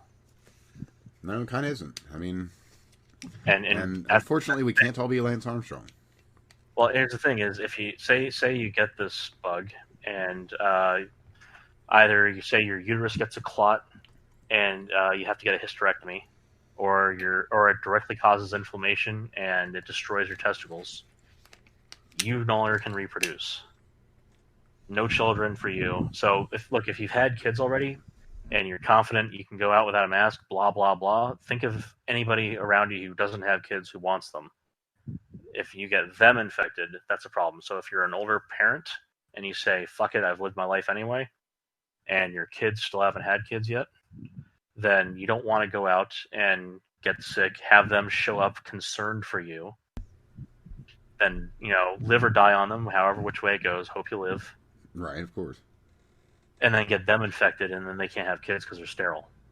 Yeah, no, that is an actual and legitimate concern.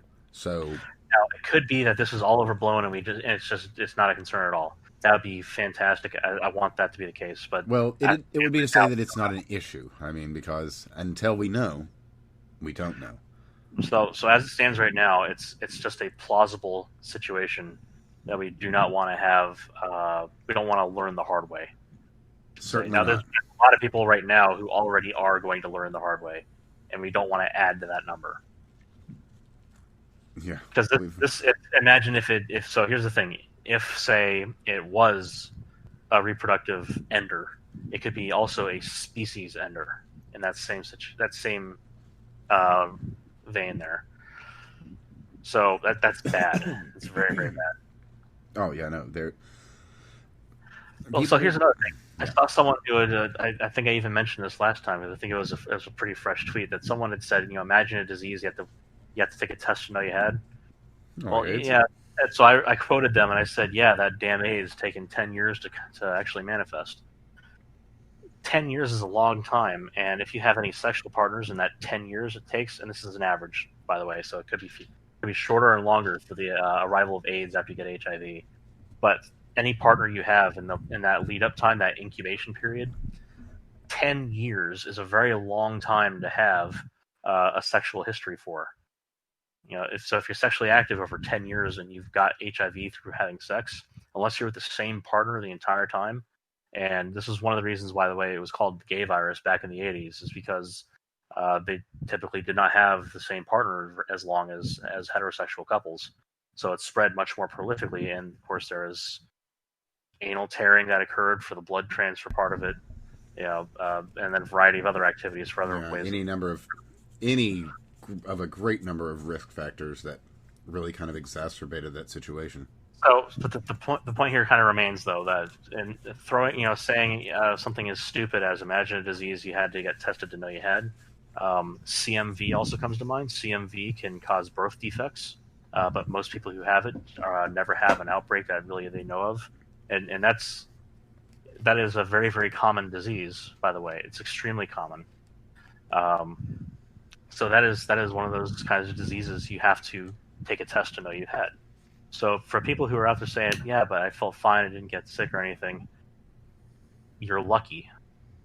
Yeah. And for the people who haven't had this thing yet, and they're thinking, oh, well, I'll be fine, just get infected and it is what it is.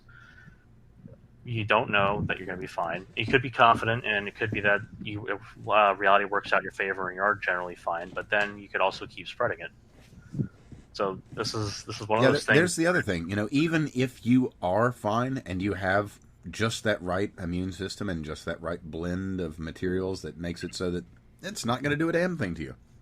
You're going to be fine. You could get the worst infection in the world, and the worst thing that's going to happen to you is you get a little cough, and then 3 days later you're fine. No lasting effects, no nothing. During that lead up, you're a ticking time bomb. You're walking around infecting people. So here's the thing I see on this webpage. To come back to it. Now I scrolled further on with the total infections to November 1st. So basically as far to the right as the graph will go to the future. And so it says upper range 91.7 million, bottom of the range 42.6 million, mid range 63.3 million. We have, like I said, about 330 million people in the country. So at 60 million, we're already talking around a sixth of the country. And it's predicting as much as about a third of the country being infected. Theoretically. So that's a very large margin. Now, it's also predicting as low as about 42 million, which is around what it's estimating as the mean of expectation right now.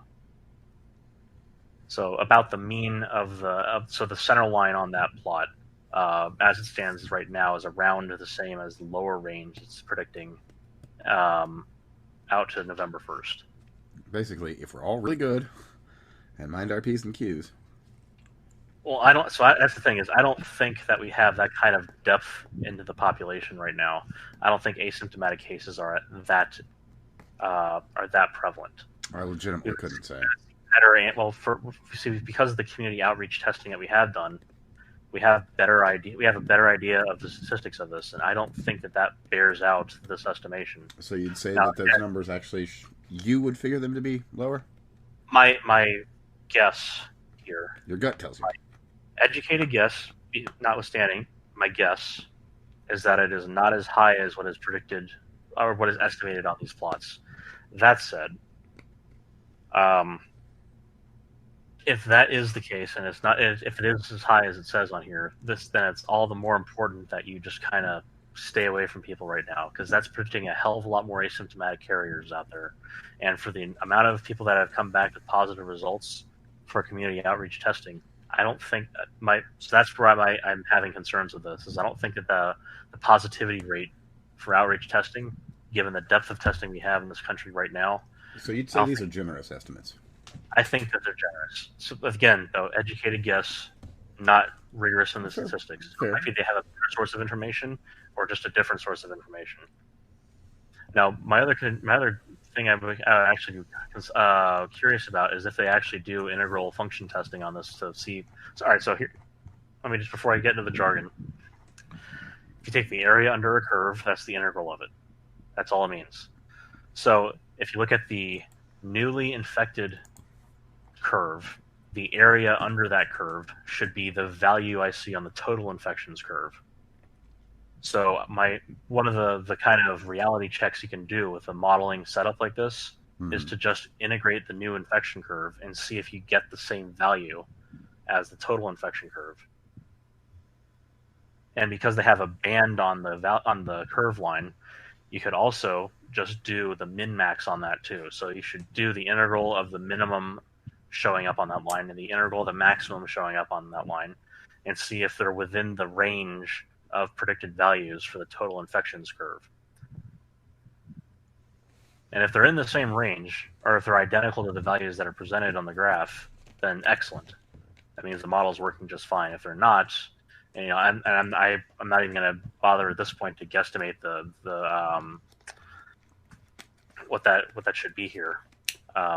If they're not the same, then that means your model has a significant error somewhere, or you're just not modeling the same thing between two parts of the model. So if it's three separate models entirely, then we can check whether or not the models agree by doing these intervals. If it's the same model and you get three different values derived out of the equations from it, then you should get identical values based on those mathematical manipulations of the data. So presumably they're working off of a single model, and there's just mathematical manipulations that have occurred to give us these different values in different graphs. Well, they have a link. If anybody does want to investigate, there's a link on the bottom that goes to their GitHub repository, so you can actually look it over yourself. Where? Oh, very bottom. Wait, very, very bottom of this page? Yeah, view and download our raw projections on GitHub. Oh, there it is. Not GitHub. Oh, let me go to GitHub. Blah, blah, blah. All right, so using machine learning, that's annoying. So, well, it's good that they're doing something like that. Okay, so they have raw daily projections. They have implied infection fatality rate. All right. Reproduction number estimates, forecasts, testing. Okay, so targets. Okay. So this is just their output, or does this come with their code? Okay, so that's CSV. So this is output.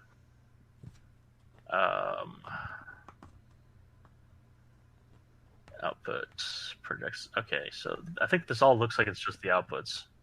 I believe so. Yeah, they've got a description of the README actually right down below. Seems to be the case. Yeah, they do have a link to the simulator that they're using, though, in the README. I saw that. Okay, so doing it based on Python, and they have a model that they're using. specifically. Python 3 with NumPy and pandas. All right. Blah blah. Okay. Call evaluate models. All right. So take a look at this. What models are you evaluating? Okay, so pandas, I guess, is the one. All right.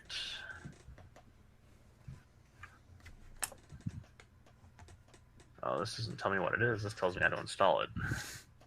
Well, nothing's easy in this world. Okay.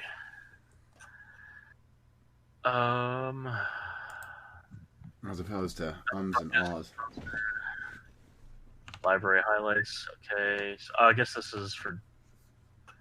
All right. So you can do data transforms. Okay, that's good. But anyway, for the people that'll be interested in any of this, we'll make sure and put links in the into the description here so that you can follow up on your own if you'd like to.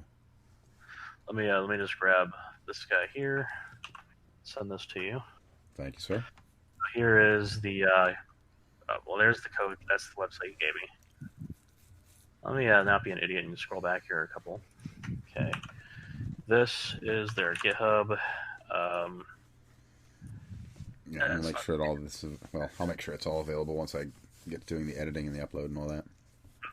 This should be their model evaluation things. Okay, so evaluate models, evaluations. Okay, that's the actual data that comes out. Blah, blah, blah. Commands, not text. Okay, that's just what they're doing. Well, basically, this is a pretty good site that you can go to if you'd like to get just another view on things. Because as many as you can get, another data point is always good to have. Okay, we present evaluation of models from the Forecasting Hub. These models are submitted weekly to the CDC Forecasting Hub to help inform public health and making decisions. Decision making, rather. So it seems that they're pulling from CDC models then. So they have national forecasts. Okay. So they're certainly different. They're running things a little bit separately, but at least they're pulling these from nationally sourced contributions. So the CDC is pulling in basically forecasts from pulling in forecast models from looks like a variety of universities and either some individuals or projects. And a quick note on that, by the way, as well, for anyone that hasn't been following this specific side of politics, the reporting has fallen back to the CDC now, so it's going to be handled kind of centralized there as it was initially, which is probably better. As much as the CDC can fuck up, when they're on their game, they're on their game. Yeah, so the CDC got caught with their pants down basically with this, but they've been doing a lot of catch up, and this is where it's really coming out is when they can kind of reestablish the kind of protocols they generally go on. So the CDC protocol before, for instance, the 2 weeks thing. That's a good place to start. So 2 weeks is based off the CDC's protocol for the flu, effectively. So typically by their own protocol before, as I understand it. So again, not an expert here, but as I understood it before, was that you had to wait twice the incubation time to guarantee that no further infections had occurred. And you waited for not the average incubation time, but you waited for twice the maximally reported incubation time. So for COVID-19 so far, that is 27 days. So that means waiting almost 2 months for quarantine. That's the quarantine time that they recommended previously. So the fact that they're recommending only 2 weeks right now, that is the 99th percentile for the incubation time. So 99% of people will have presented symptoms by the end of 14 days. And this is an average too. I mean, there are people that are going to go much more quickly. Well, so the average is it's a log normal distribution approximately. So it's not a bell curve shape that you might expect. Yeah, no, this is again very peculiar. So the mean value for it is 5.1 days or whatever it is. So about 5 days. 5 days and change is when you expect someone on average to develop symptoms post exposure. But the 99th percentile, so encompassing 99% of infections, that will happen. That'll present symptoms by 14 days post exposure. So that also means if you don't know when you were exposed, the exposure could have happened anywhere between approximately 3 days prior and approximately 27 days prior, which is a very large range of time for a person doing contact tracing to start investigating. And correct me if I'm wrong here, but we don't really know. Well, it's not long now. Well, we don't really know what it is that makes it take so long in a given individual. Well, and there's a variety of theories on that as well, but basically, there's a large variability between persons. There doesn't appear to be any specific demographic that has a greater or lower susceptibility to this kind of spread in the average. That said, people who are type A blood are more susceptible to contracting an infection after an exposure. So if you have blood type A, so A positive, A negative, that is even more reason to avoid people right now. So type A negative, type A positive, avoid situations that could get you sick because you're more susceptible. It's about what was it, like 50% more susceptible? I don't know the actual numbers, but I do know what you're talking about, and it is statistically significant. And very significant so. Even. I was going to say more so. It's just a very significant value. It's something around 50%.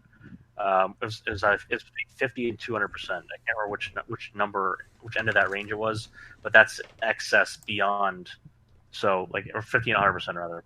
So either there is say 3/5 of people infected out of type A and type B were type A, or it was 2/3. So it's not as big when you put it in that percent. So don't let 50 and 100% scare you. That's what I'm trying to get here. No. Well, let it scare you, but don't let it rule your life. Yeah, all it's saying is that if you have type A, and it also shouldn't tell you that if you don't have type A, to go out and have fun. Because don't think that makes you Superman. It does not.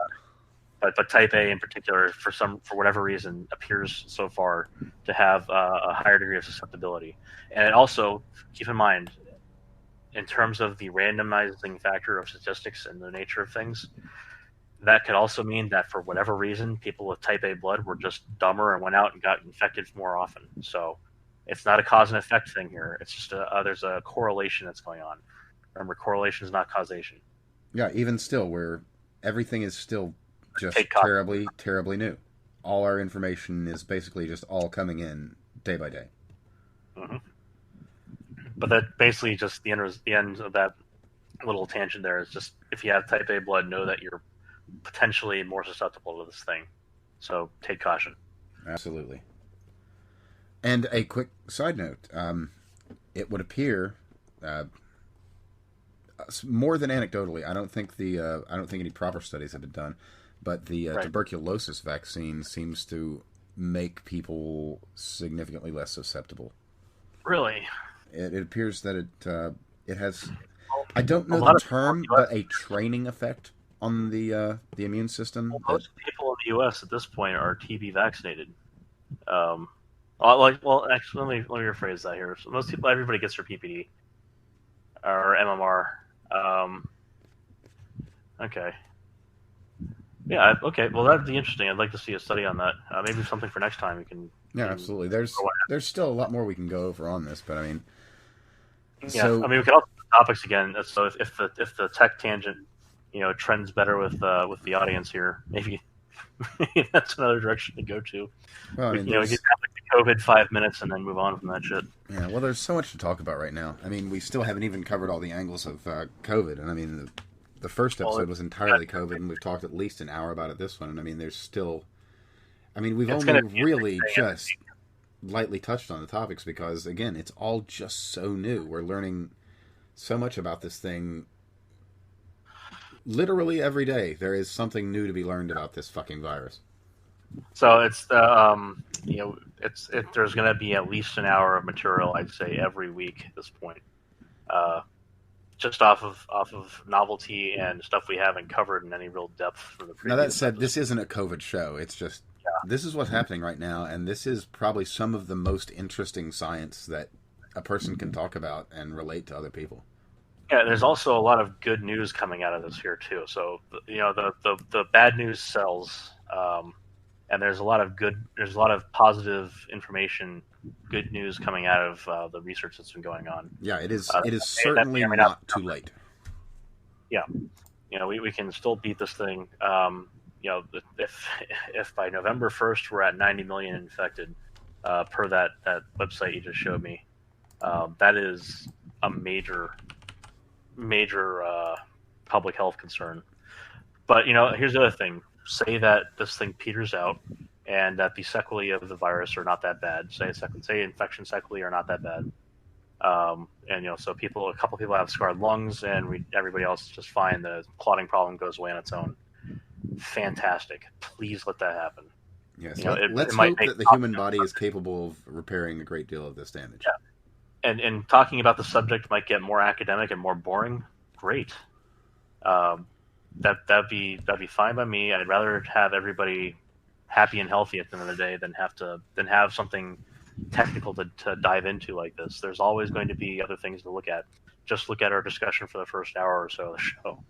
Yeah, there's any number of topics I'm wanting to get into, and I was thinking I might preview next week with a topic, but I think we're gonna. There's still a lot to say here, but I will give you a preview of a topic we are going to talk about, and that's Wigner's friend. Okay. Are you familiar? Not ringing a bell right now, no. Okay, well, Wigner's friend is observing the observer of Schrodinger's box. Okay. And things get really messy from there. It's a very interesting conversation, so it's one I look forward to having with you. Okay. But beyond all that, I guess we've gone about a nice 2 hours for everybody to listen to, so I guess maybe we could just kind of wrap it up here for the week, unless there's anything else you'd like to discuss real quick. Just as as I was mentioning to you before the show started here, a quick PSA to anybody who's hanging out in the Gulf Coast area, the whole coast right now, but in particular, anywhere between Corpus Christi, so just south of Houston. Oh, maybe not as far south as Corpus Christi, but Houston through New Orleans, or Houston through Mobile. If you don't have your emergency stuff sorted out right now, then get your shit in gear, because there's a pair of hurricanes coming in. Right now they're tropical storms, but they are definitely projected to become hurricane strength by the time they land. And while Category 1, if you're off the coast and you're not away from the storm surge, a Category 1 is just a pretty breezy day outside with rain. Fine. But if you're anywhere where you have a susceptible power source and you don't have any kind of power redundancy, then make sure you have that. Make sure you have about 3 to 5 days, if not a whole week or more. If you're not the kind of person who is preparedness inclined, if you don't have a week of food, then this is a good time to get it. Make sure you have non-perishables, or you have a power source for refrigeration, and clean water. Clean water is a big one. Canned foods and dry goods are your friend. You can go without bathing for a couple days, but you're going to want to be able to bathe at some point, and you also want to have clean water to be able to clean wounds if anything happens, and you also want clean water to drink. Drinking is going to be very important. You want clean drinking water. If you have any kind of basic medical supplies around the house, make sure you have some Band-Aids, a little bit of ointment, some alcohol.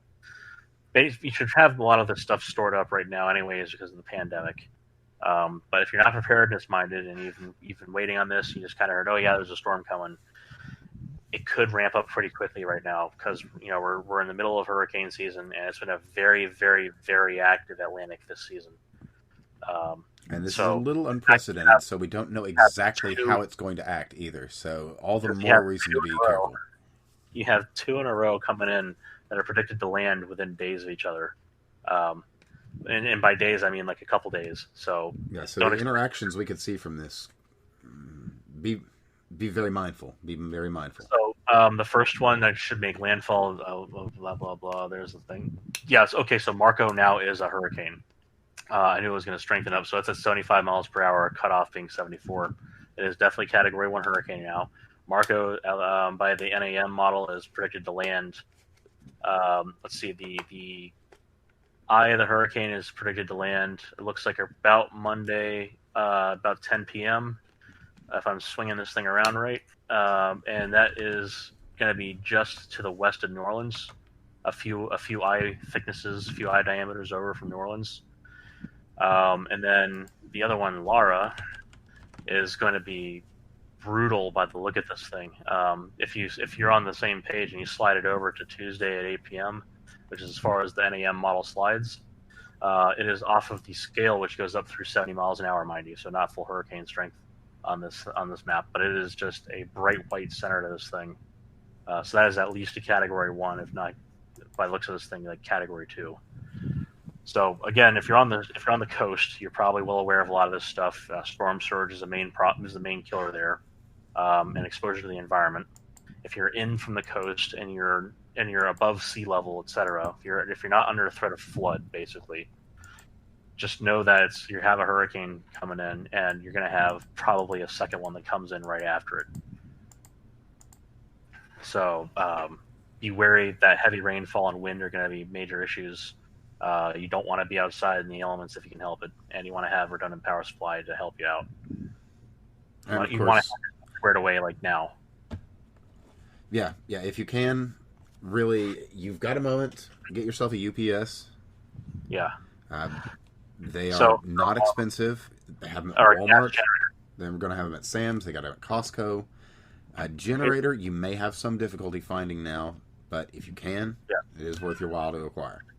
And also another thing, I know all this sounds pretty severe the way I'm saying it. Just do not panic. Prepare. So take stock. What do you have? What do you need? And then get what you need. And once you get what you need, you're good. You don't have to panic. You can just kind of chill. Go back to doing what you're doing. It's just that if you're not prepared, this is the time to make sure you're definitely prepared. And the best case scenario is you have some extra food for a few weeks. Absolutely. And beyond that, you'll thank me for reminding you to get a UPS, because they will save your electronics. At the very least, you need your main machine on a UPS. It should be on one already, because they are a marvel. It conditions your power, 1, and provides you backup power, 2. These are very, very useful features. And if you want, by next week, I can dig under my desk here and see what the brand is on mine. But mine's also I have an APC. APC is a great brand. Yeah, they're trustworthy, they're inexpensive, and they make them in all kinds of ratings. Also, check your rating, because it's going to tell you how many watts it can put out at any given time. So make sure that make sure you've got enough watts to cover what you need to cover. I had to spend a little bit more to make sure and cover a little bit more powerful rig. So I didn't get a 600 watt brick. I got, a 900 watt brick. So you should also make sure it has enough juice to give you enough time to shut down. So you only need like a few minutes to do it. So if you get 7 minutes out of your power supply and you're around as soon as your power supply, your backup supply, if it trips over, 7 minutes should be enough time for you to save your work, shut down cleanly, and then turn off your electronics. And if you go with the APC, they actually have software solutions that are integrated so you can connect via USB and automate those processes. Yes. Not entirely all of them. I mean, you're going to have autosave enabled on a lot of your stuff, but it'll close down error programs, shut your computer down right, and nothing is going to be broken, which is a real boon. So, a battery Not sponsored by APC, but hey, if you're listening. No, it's a language reason. Hey, maybe they could, but my guess is no. Have them kick you like a beer koozie or something. There we go. Yeah, I'll have an APC hat, maybe. Yeah, if I'm lucky. As long as it's not red, because you don't want to get mugged for it. Oh man, yeah. There's another story. We could talk about the libertarian girl in like 2017 that got mugged for her make code free again or something like that. That's bad. Oh, the world is so strange and so silly. So everybody, be really careful out there. If you're in the Gulf Coast area, you know what you need to do. We've told you what you need to do. The news is telling you what you need to do. So do it, people. Top two. Take care. Be safe. It's been an absolute pleasure talking with you all. And we'll, everything goes well. We'll see you again next week.